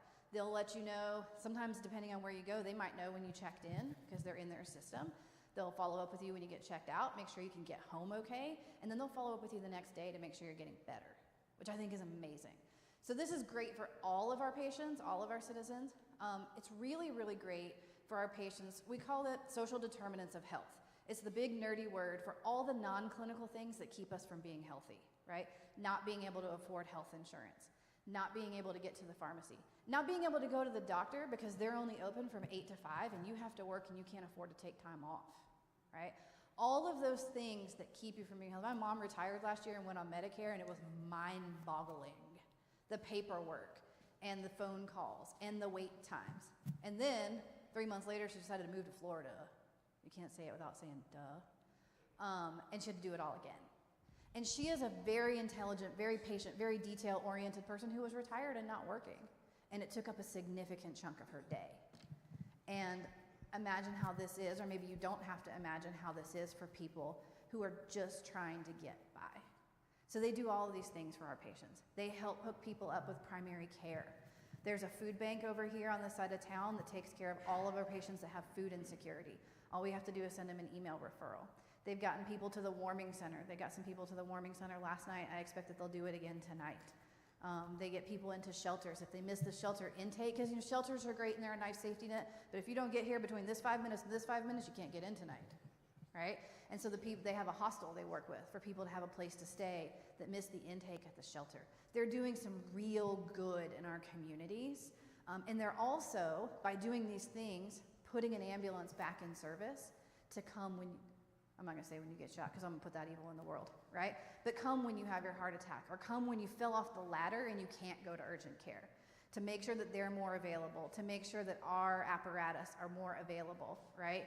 So that if your house light's on fire, that you're not sitting there waiting on an ambulance with somebody with a sprained ankle. So we're trying really, really hard to work with as many partners as we can to serve the community and make sure that we maximize our resources, and also kind of like the call center, prioritize by tiers and making sure everybody who needs us most is getting us, and making sure everybody else is also taken care of. That's a lot. I talk a lot, by the way. No worries. I'm a politician, so it's fine. I'm standing over here. So one of the other questions we had, and thank you so much for that, was about camera installations. So I think there have been some that have been, we've had a number that have been approved. Some of the neighbors wrote and asked about what is happening with cameras that have been approved but have not yet been installed. And then they said specific roads over, which I can send those streets over. But so do we Chief, is there anything you can speak to, or Peter, that anything y'all can speak to in terms of delay, or is it something that once we heighten that, once I re-up that or re-escalate, do we know what the turnaround is for installation? That's through the police the current program? Yeah. That's through the Police Foundation. So we do have, with the Police Foundation, puts the cameras up initially, covers for the first 3 years, and then it's passed off to the city in the budget. So we do have a backlog as we move through those. We communicate regularly with the Police Foundation on what the prevailing trends are, what we're seeing in the city, where we're having the most concentrated crime, particularly violent crime. So that may influence it as well, council member, as we look at prioritization where we have gun violence in the city. And the vendors have a backlog. Yeah. I want to say Registering your cameras is very helpful. with connected, yeah. So I'm coming, Nate. Here I come.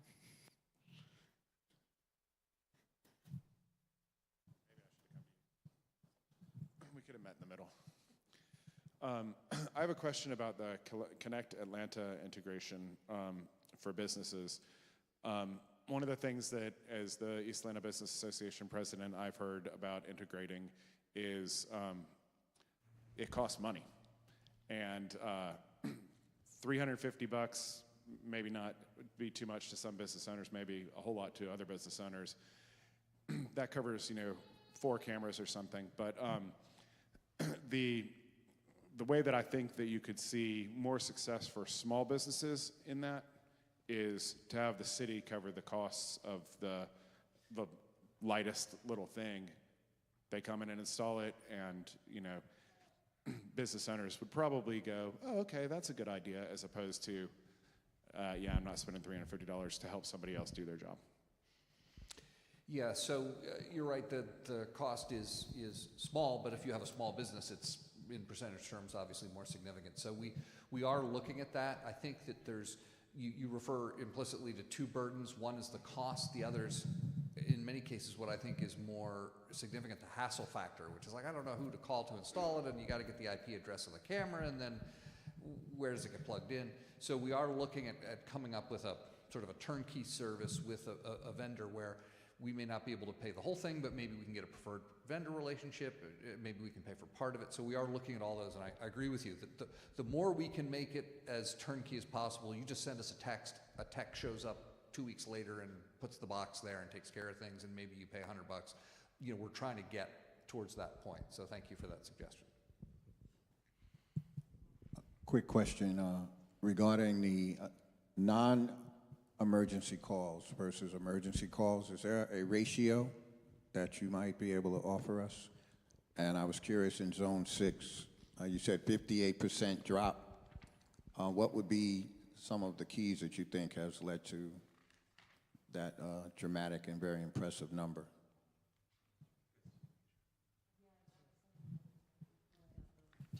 Chief Sensor, I think. So in the presentation, there's just a breakdown of the calls for this year. We're over 1 million calls thus far this year, and of the ones that are what we call priority 2, which is our highest priority, that's about 15% of the calls, and in fact that includes a lot of alarm calls, some of which are false alarms or not true emergencies. So when you actually look at the 1 million calls that we receive, how many are true emergencies? 20%. I mean, it's not a significant number, which is why we've got a number of things underway to try and get people pushed to non-emergency lines. So, thank you.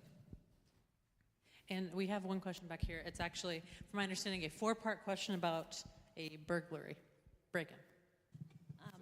So just a couple of days ago, while we were on our Thanksgiving break, we were out of town and got a call 4 a.m. from our security system. There was a potential break-in. We were out of town and missed the call because it was at 4 a.m. So anyways, we get home. Our window is wide open. There's clearly a break-in. We called the non-emergency number, reported it, called our security system, and they said that it was marked as a false alarm, and that somebody, I guess from APD, had come out about 3 hours after the alarm went off, and that it was marked as a false alarm. And I'm just very scared. I'm hoping that that's an isolated incident. but how someone could mark it as a false alarm when if you had surveyed, you know, the perimeter, the window was open, there was our stuff scattered all over the house. And we have a couple cameras and couldn't see any evidence of somebody coming out and actually, you know, checking the scene. So, you know, is that an isolated incident, or what is the kind of protocol for when security systems call APD, notify them of potential break-in, and how did this get classified as a false alarm? Well, I'm not sure about that. I'm sorry that you were burglarized, but I'm happy to look into that particular incident and I can find out all the details of what happened. I mean, it's certainly an isolated incident. Sometimes an officer will go to the wrong address. Maybe it's northeast instead of southeast or something like that. So, but I can certainly dive in and find out exactly what happened in your case. And then as far as, let me address the other question before I forget it. The 58% reduction in homicides. I think there's no one reason that you can attribute it all to, but I think what we're doing well is the officers have, they have their marching orders, they know exactly what the priorities are. I can dictate where they go and how they spend their discretionary time, which lately has been targeting the right offenders. So I think that's like Chief Shearbaum said earlier, you don't come in with a sledgehammer and expect phenomenal results, but you go after the right people, and then those people are incarcerated, hopefully, and then those people are not out to continue to commit violent crimes. So I think that's one thing. And then I also think that community involvement is very helpful because you all see what's going on and then you can relay it to us. If you have video footage, I get a lot of emails with video footage and photos. And that's really helpful for us because then the officers know who to look for. So when they're on patrol, even if they see somebody walking down the street that matches a picture that you sent us, they can have a conversation with that person. So I think it's really just a combination of smarter crime fighting, and then community involvement, and then just going after the particular people who tend to cause the most trouble, because it's not that the majority of the population is committing violent crime. It's a very, very small percentage of that population that's committing violent crime. And when we incarcerate those people, our communities are exponentially safer. Did you have another question about the burglary?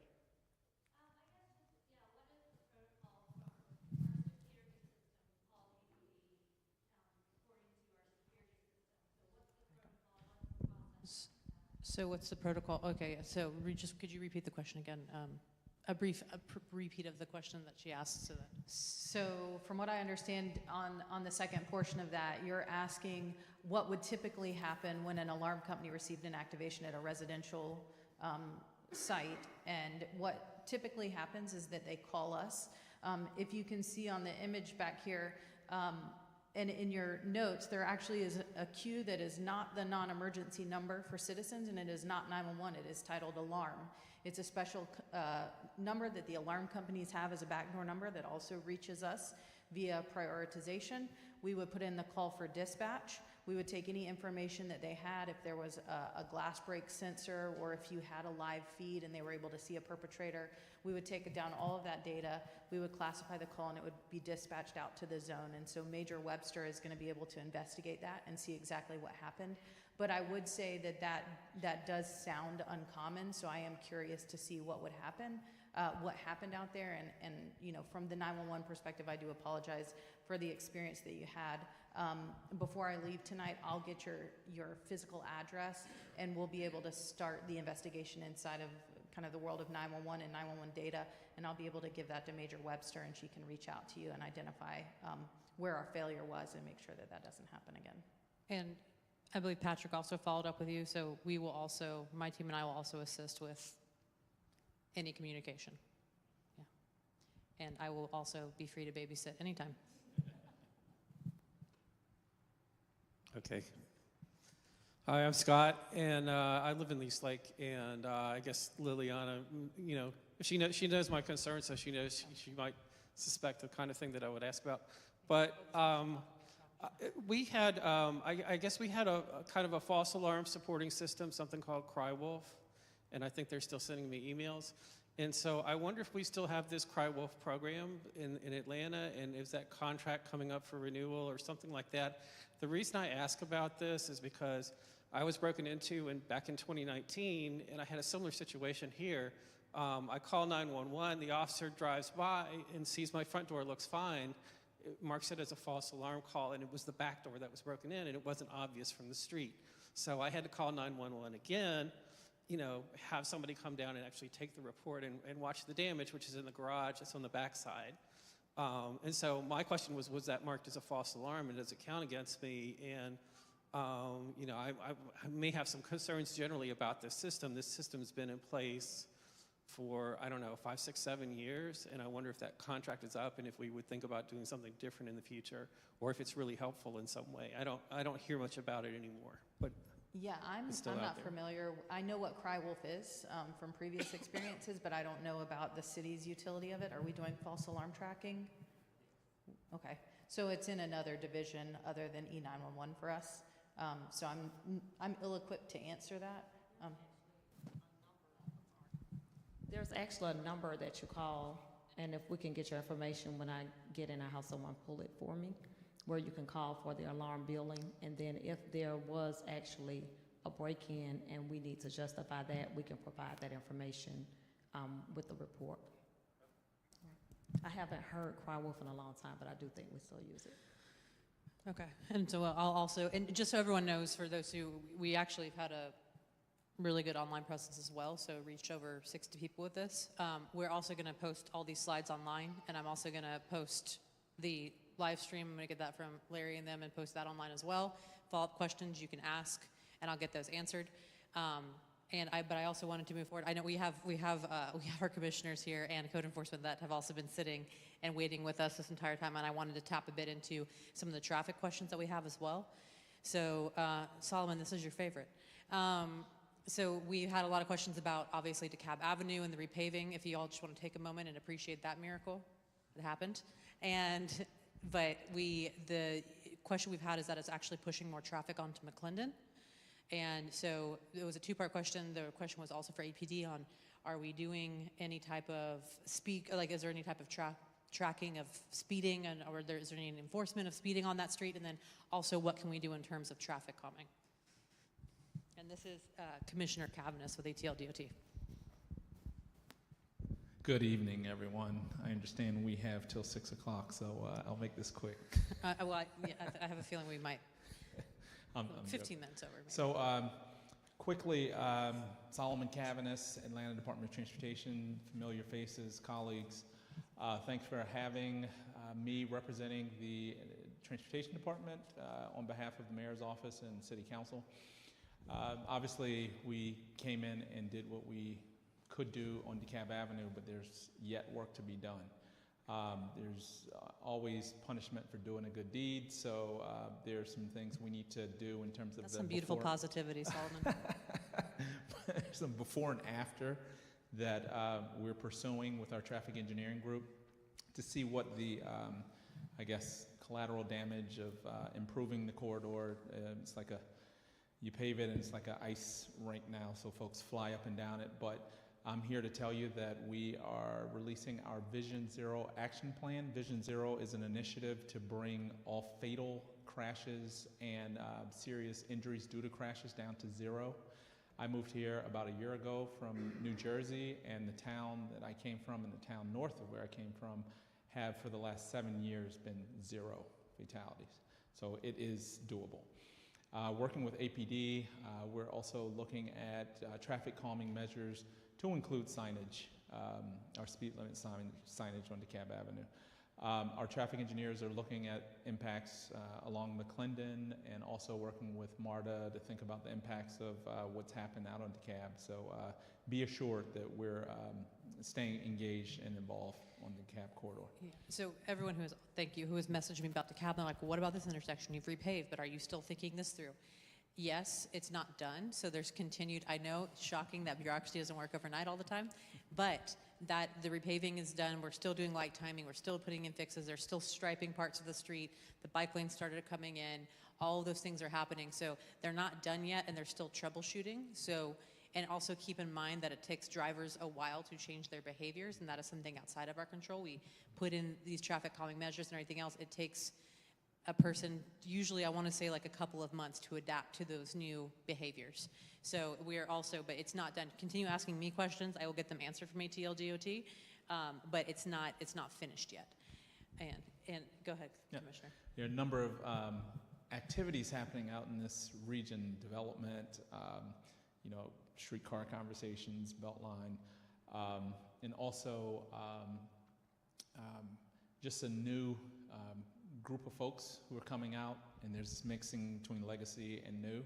So there's a lot that we're looking at with our Department of City Planning in terms of development and those impacts. So I just put that out there. And this next question is also going to be two-part, and APD is going to love this question, as are you. Someone asked how we are helping with the resolution that I passed, that council passed earlier in not this year, but last year, on enforcing bike lanes, being protected, preventing people from parking in those lanes. Obviously, they specifically asked how we're stopping APD from parking in bike lanes, and also the ask is, Commissioner, how we are enforcing enforcing people not respecting bike lanes. So obviously, we've had a conversation around crime and violence and serious call-outs. Bike lane parking doesn't rank as high on the list of emergencies or even non-emergencies. But what we've done is we're working with our parking vendor to look at technology. We're demoing a technology for enforcement along bike lanes, and that will help us along that down that road. I will also, as a bonus, mention that we have the next phase of DeKalb Avenue being designed now. So there's more to come around bike lanes and making it multimodal along the corridor. But relative to the bike lanes, we're piloting or demoing enforcement technology cameras throughout. And that's something that's happening around the country. So. And that's an ongoing conversation with us as well, traffic enforcement. And that actually leads into the next question, which I'll read. Since COVID, I have noticed a huge increase in traffic violations and aggressive drivers. Running red lights, stop signs, speeding in neighborhoods and on the highways. Highways, not us, that's GDOT, but I understand that because I almost got sideswiped yesterday. Driving without license plates, texting while driving, etc. This is dangerous to other drivers and especially pedestrians. It seems like a problem that is easily solved through enforcement of existing traffic laws. This isn't a problem unique to Atlanta, but is there a plan to address this? So I think this is you can kick off the answer to that, and then I'll hand it over to So this is APD. Such an issue that I have reorged my department to include an engineering group, an Office of Engineering. Our Office of Engineering is giving us structure for us to focus our engineering solutions to try to address some of these things. We can't rely on the constant enforcement because this is a systemic issue around the country, probably around the world in terms of behavior. If you've ever been at a stop sign or a stoplight and folks just blow around you, it's becoming more common, unfortunately. So what we've done is thinking about education and engineering. How can we engineer to address some of the behavioral challenges? So making the roadways a bit more uncomfortable for speeding, making the lane widths smaller or thinner, I guess. Also looking at speed tables. You're starting to see speed tables all throughout the city, and we're getting all kinds of requests. So we're also doing a number of traffic studies and working with the Department of Transportation, Georgia Department of Transportation. We've seen that our relationship with them is becoming a national model in terms of our looking at standards and working together to try to address some of the behavioral challenges. I'm going up to Athens tonight. And real quick, I also really want to thank Commissioner because of ATL DOT and their team. My office now has a bi-weekly meeting with GDOT. It's how we are working with them to fast track. Thanks to this commissioner and his team, we are now able to work with GDOT to fast track. I'll come to you. I was like, you heard GDOT and the hand raise, and I can't wait for this question. But we are also, thanks to them, are able to now fast track 2 vital crosswalks on Glenwood. And most people don't know that Glenwood Avenue, a portion of it is actually state highway. It's a small section of state highway in the city. But people are like, why can't you put a crosswalk here? And it's because it's not us, it's GDOT. But ATL DOT is currently doing a traffic count. We are fast tracking that to them, hopefully by next month in December. And then they plan on installing, we will have materials and everything, hopefully to get that installed in 6 months. And that is light speed for GDOT. But we now have this bi-weekly meeting. So if there are questions you have for our state transportation department, I can incorporate them into our meetings and ask. They are working with us on Eva Davis and Memorial. If you have kids that go to Drew, you know how dangerous that intersection is for crossing. So we're doing a site visit there. We're doing other site visits with them. We're working on other things that they are now helping us with. Encampments that are happening on GDOT properties. They're helping us with those. And I really wish Michael Nolan left, but he's an extraordinary case manager that we're piloting an initiative with in East Atlanta to work on helping our unsheltered neighbors who are struggling. But all of these things, all these departments coming together is allowing us to get a lot done. I guess my question about Atlanta DOT versus GDOT is that typically GDOT has one mandate to move as many cars as quickly as possible through the state of Georgia. It's not about safety. It's certainly not about having a road diet. But what you're saying is Atlanta DOT is focused now on a road diet. Then is that correct? And is that in direct conflict with GDOT, or are they saying they're on board with this? It's a great plug. I did not plant her. We'll put that out there now. So this is something that everyone's dealing with, and in Washington, D.C. and around the country, you're hearing the word equity. So the conversation's changing. It's going from the 1950 interstate system to people in communities. So it's coming back home, and some of that started in Atlanta. So reconnecting communities, and our treatments in cities and urban areas are so much different from, and Atlanta's very diverse.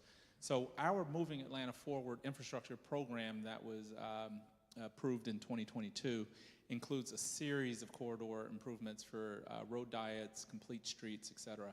And we're going full-fledged. We're meeting with GDOT on a monthly basis just about safety, on top of our every 2-week meeting, on top of our conversation with them once a month about any and all things Atlanta. So the conversation's changed, and they want to get ahead of it and on top. GDOT happens to be top 5 Department of Transportations in the country. So they're great at laying concrete and building throughways, right? But I got to give credit to the commissioner who is all about context sensitivity. So they're supporters, but it's a conversation that's happening all over the country, so that helps in what we're doing. So. Jonathan, before we get to your question, I wanted to give Major Webster a chance to answer the question about the aggressive driving that we're seeing since the pandemic, and how we heard ATL DOT's answer, wanted to know what APD is doing to help with the enforcement. Yep, so we do know that there are lots of complaints regarding speeding and reckless driving. So in Zone 6, year to date, our traffic enforcement numbers are up 59%, so the officers are doing more traffic enforcement. I also partner with GSP a lot to help me on state routes like Moreland Avenue, where speeding is horribly bad. And so we do partner with outside agencies, and then our internal partners as well, like our motor squad. If they're not on a detail, then I do request that they come and hit our hot spots. But we do have some people in neighborhoods who see that behavior. Running a particular stop sign seems to be a popular thing to do. If that's the case in your neighborhood, you can email me the location, and we will get officers out there during their discretionary time to enforce traffic laws. Because a lot of times what happens is an officer will be driving to a call, or they'll be driving down the main thoroughfares, and that's where they pick up their reckless driving, like, you know, Ponce and Glenwood and Moreland. So if you have something that's more in your neighborhood, just let me know, and we'll definitely get officers out there to help you out. So in the neighborhood overall, we've got a lot of interface between GDOT and the city, or projects that kind of go back and forth. We'll take Moreland, you know, the interchange is being redone. It's probably 3 to 4 years out minimum, right? Completion 6 or 7. But if we look at that versus Arkwright, where we're completing a city project versus the interchange, as you look at the design plans, they're not aligned, right? So somewhere in the mix, we know it's the right timing to start a conversation that needs 18 to 24 months to have a conversation. We look at Maynard Terrace, they're doing a roundabout. The state decided to stop the project exactly where their boundary stops, and so there's a gap from there up to Memorial. So there's a bunch of projects like that as a community, we kind of know where those are. There's a bunch of smaller working groups in the various NPUs that are talking about them, but how do we help get it on a list for you to make sure it's somewhere on a priority list so that the projects that aren't completing for 24, 36, 48 months, the dialogues can happen now, so we're not doing these rapid fixes, which are kind of afterthoughts. So you recognize the challenges, right? But it comes down to relationships. So luckily we have a council member who's championing some of the relationships, getting us together during community meetings. But again, I started an engineering office to focus directly on the coordination between us. So. Do you want those fed through council, or is Oh, there I'm an sorry. email Yes, address for yes. you, or what's the best way to help get you everything. Council, your relationships. GDOT comes out and they do community engagement sessions. We come out and do community engagement sessions, but we're well aware of the challenges, some of what you mentioned, especially on the state route. So that's something we're trying to pursue and improve. Thank you. Yeah.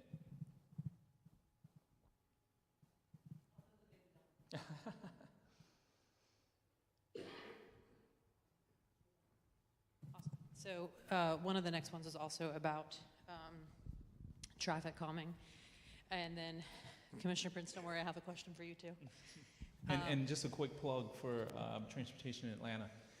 You know, let's be the future we want to see, so let's slow down. Let's all contribute. Let's, represent that, because we all want to be safe. So. Yes. And please don't get mad at me now that we're ticketing you for speeding in school zones during operating hours for schools. Technology. So actually, this one's about signs, and this one's just an ADOT question. No parking. The no parking signs, 4 no parking signs took over 1 year to install, but hatch marking was only done for one area. Cars parked here create dangerous blind spots for other drivers and pedestrians. How do we get accountability and transparency for cases that were closed but the work is incomplete? So that's partly 311, but I think that you could answer where we are with our signs and turnarounds on that. Yep. So our SLAs for sign requests are generally about 5 days. What is an SLA? I'm sorry, service level agreements. Yeah, I'm relatively new, but I'm really getting into the culture. You're doing great, Commissioner. But I will say, once it's reported, we have a service level agreement to get it installed by a certain time. What we're doing currently is refining our process for accountability. So there's something called escalations. So if it gets closed, or if you call and say, it was closed, but it's not done, it gets escalated to my level. I'm doing training with all of my deputy commissioners on this Friday to make sure that there's accountability, and so that we work with our council members to make sure that we hear the community. Something I didn't mention is we're changing our ethos or approach to doing business from being insulated and how we've always done it to getting out to the community. So meetings like this and participating in MPU meetings is something that we're pursuing. So just want to put that out also. Thank you. Actually, so this next question, I'm going to ask Director Pace to come up, which he's going to love. There was a question about how, about the question of turnaround on permits and licensing for office buildings, or how we get, how to improve delays. And I'll let you take that one. Good evening. We have strategically been working with all of our partner agencies. As some of you may know or may not know, regarding the permitting process, the Office of Buildings, Department of City Planning, Office of Buildings, it goes through our office, but we're not the only entity that reviews it. The Department of Transportation, we have Site Development, which is Department of Water Services. We have several different agencies that are involved with the permitting process. We partnered with them in the mayor's office to create a more refined approach to that. We start looking at our people, we start looking at processes, and we start looking at technology. We've done some restructuring in our office so that our administrative staff that handles the permit also oversees. So there's some oversight on that. Each one of our, what we call work streams, residential, commercial and light commercial work streams have a different service level agreement. And with residential, a review should be done once a permit application has been accepted within 5 business days. Doesn't mean it'll be approved, but it will be reviewed within 5 business days of receiving that.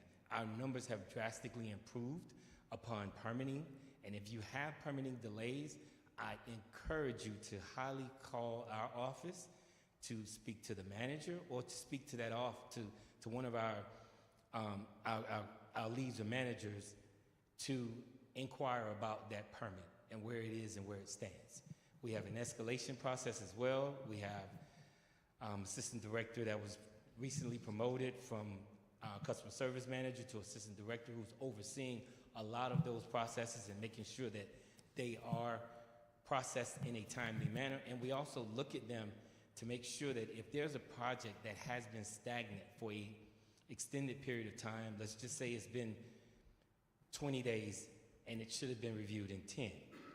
A lot of times it's not solely on the office, it's not solely on us. That we may have sent comments to the customer.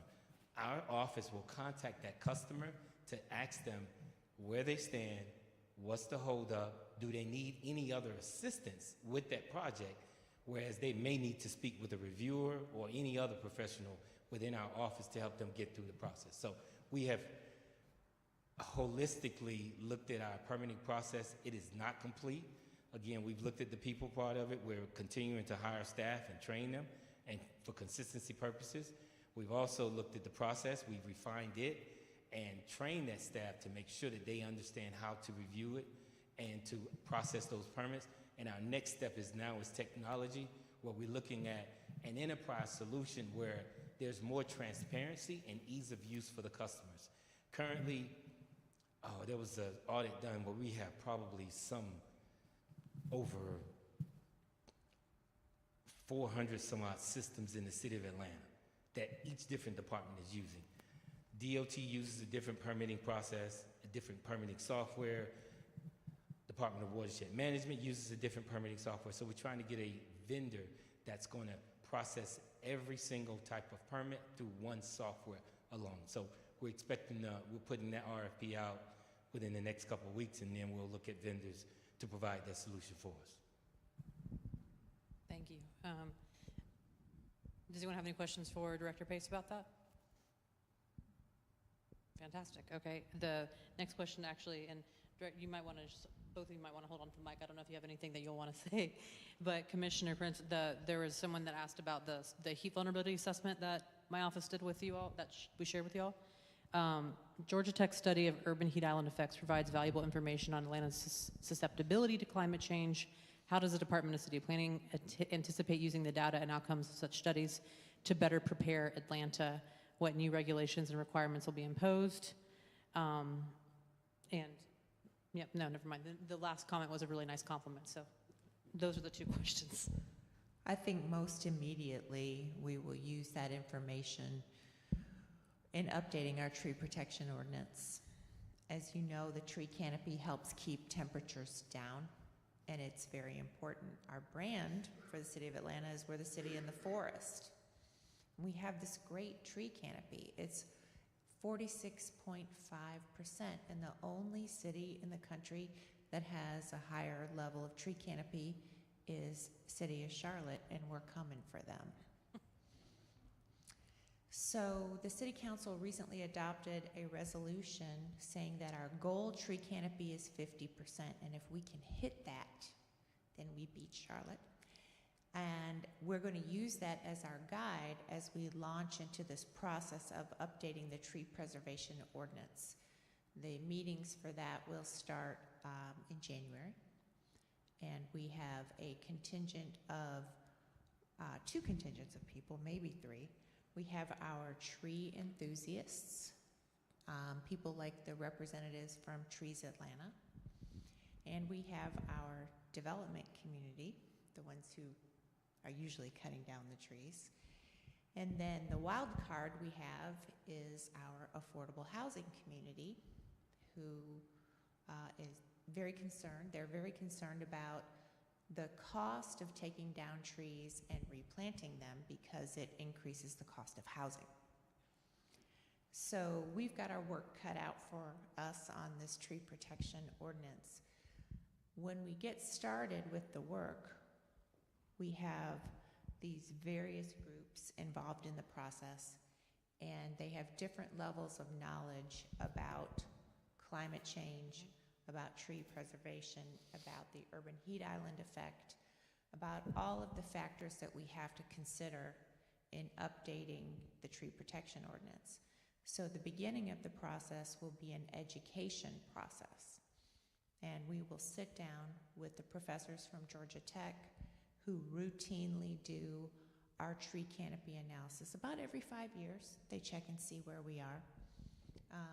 We will sit down with them, and everybody who is going to be in these meetings to discuss the changes to the ordinance will have to go through this sort of education process before we can figure out the best ways to change the ordinance so that we can continue to preserve our tree canopy, maybe even increase it a little bit. How we can continue to grow, because we are predicted to gain population. We are not decreasing in population, so we have to figure out how more housing can be built. And we have to figure out how to keep the price down. So what I've told everybody that I've talked to about it so far is put on your thinking cap, because this isn't going to be the developers versus the tree enthusiasts. This is going to be all of us trying to figure out how to meet this goal and how to do it using best practices, how we're going to meet this canopy goal. And I know it will be a little bit contentious, but we have hired a professional moderator, facilitator, conflict specialist guy, a professor from Georgia Tech named Michael Elliott, to run the process for us. So I'm just going to stand back and get out of the way. I offered to run the meeting with a phone bat, but I was told no. It gets very, very, very, very, very, very heated. No pun intended, in that room. So I'm going to just stand back and let Michael Elliott do his thing. Earn his paycheck. Yep. Thank you. 2 more questions, I swear, then we are done. I appreciate it. No, y'all are great. Thank you. And in hindsight, I should have had the questions from the other departments go first before we dove into 911, so I apologize for that. I will make that improvement for the next time that this happens. Director Talley, quick question for you. There's been questions about code enforcement being able to report things such as graffiti and other things that are occurring in the neighborhoods, as well as, in-brim, and just a better understanding of what your code enforcement office does and how to engage with you all. Sure. Good evening, Daphne Talley again, Director of APD Code Enforcement. The first question about graffiti. We do enforce graffiti on private property. Now, we have to give the owner notice for the graffiti violation. Now, here's a caveat to it. If the owner has given authorization for this graffiti, we cannot enforce it. We work with DOT, we work with, GDOT, for graffiti that you see under the bridges, under the overpasses. We have a lot of that in the city of Atlanta. So once again, if authorization was not provided, we can enforce. If it is, we cannot enforce. The other question regarding, I believe, the administrative interim process. We have a lot of properties in the city of Atlanta that are abandoned, vacant, and open, that are burned or that have collapsed. We make every effort to get the homeowner to repair these properties or demolish them on their own. If they fail to do so, we do have several programs, but the most common one that we use is the administrative interim process. This is not a quick process. In a perfect scenario, even with the permitting process, it can still take us up to 8 months to demolish it. But the city has authorization to go onto this private property, to access this private property, to abate it through demolition or through clean and close. The best way to file a complaint with APD Code Enforcement is actually through 311. You can also call our office. but we encourage you to file that complaint with with ATL 311, because then you will receive a case number, and you can track that complaint through 311 throughout its process. Another question? And if you could also, if you would also just be able to explain why there are sometimes delays with interim and maybe give insight into the contractor process. Sure. So with this process, again, a perfect scenario to get it down, and this is from the date the order has been issued, is about 6 to 8 months. But before it gets to that process, again, we make every effort to contact the property owner. The city does not have millions of dollars to abate through demolition or clean and close every property in the city of Atlanta. We will never have enough money to demolish all of these properties. So with that in place, you've got to have city contractors. You got to have city contractors to do asbestos survey.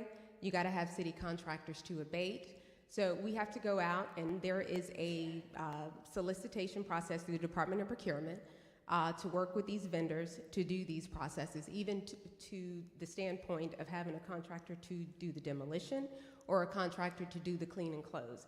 This is a very, very lengthy process. So if there's a demolition order that is issued today is the 29th of November, the first thing that the city has to do is we have to get authorization from the State Historic Preservation Office. That can take up to 60 to 90 days to receive. Once that is received, then we have to conduct an asbestos survey. We have to have the property surveyed to determine if asbestos is present. Before that property is demolished, that asbestos has to be abated. Also, before that property is demolished, we have to have an inspection done to ensure that there is no rodent present on the property. If so, that has to be abated. So again, this process, it takes a very long time. I understand people call us every day and want to know, I've been complaining about this property since 2015. You received an order for demolition in 2022. Again, because we're trying to work with the property owners to get them to bring the property into compliance. So once an order has been issued through that administrative interim process, it's still going to take the city about 8 months in a perfect world scenario to get that property down. Thank you. Oh, Director, go ahead. Go ahead. I hate to be the guy who asks the extra question. That's okay. We have seen a pattern in our neighborhoods. Nobody ever told me I was too quiet before.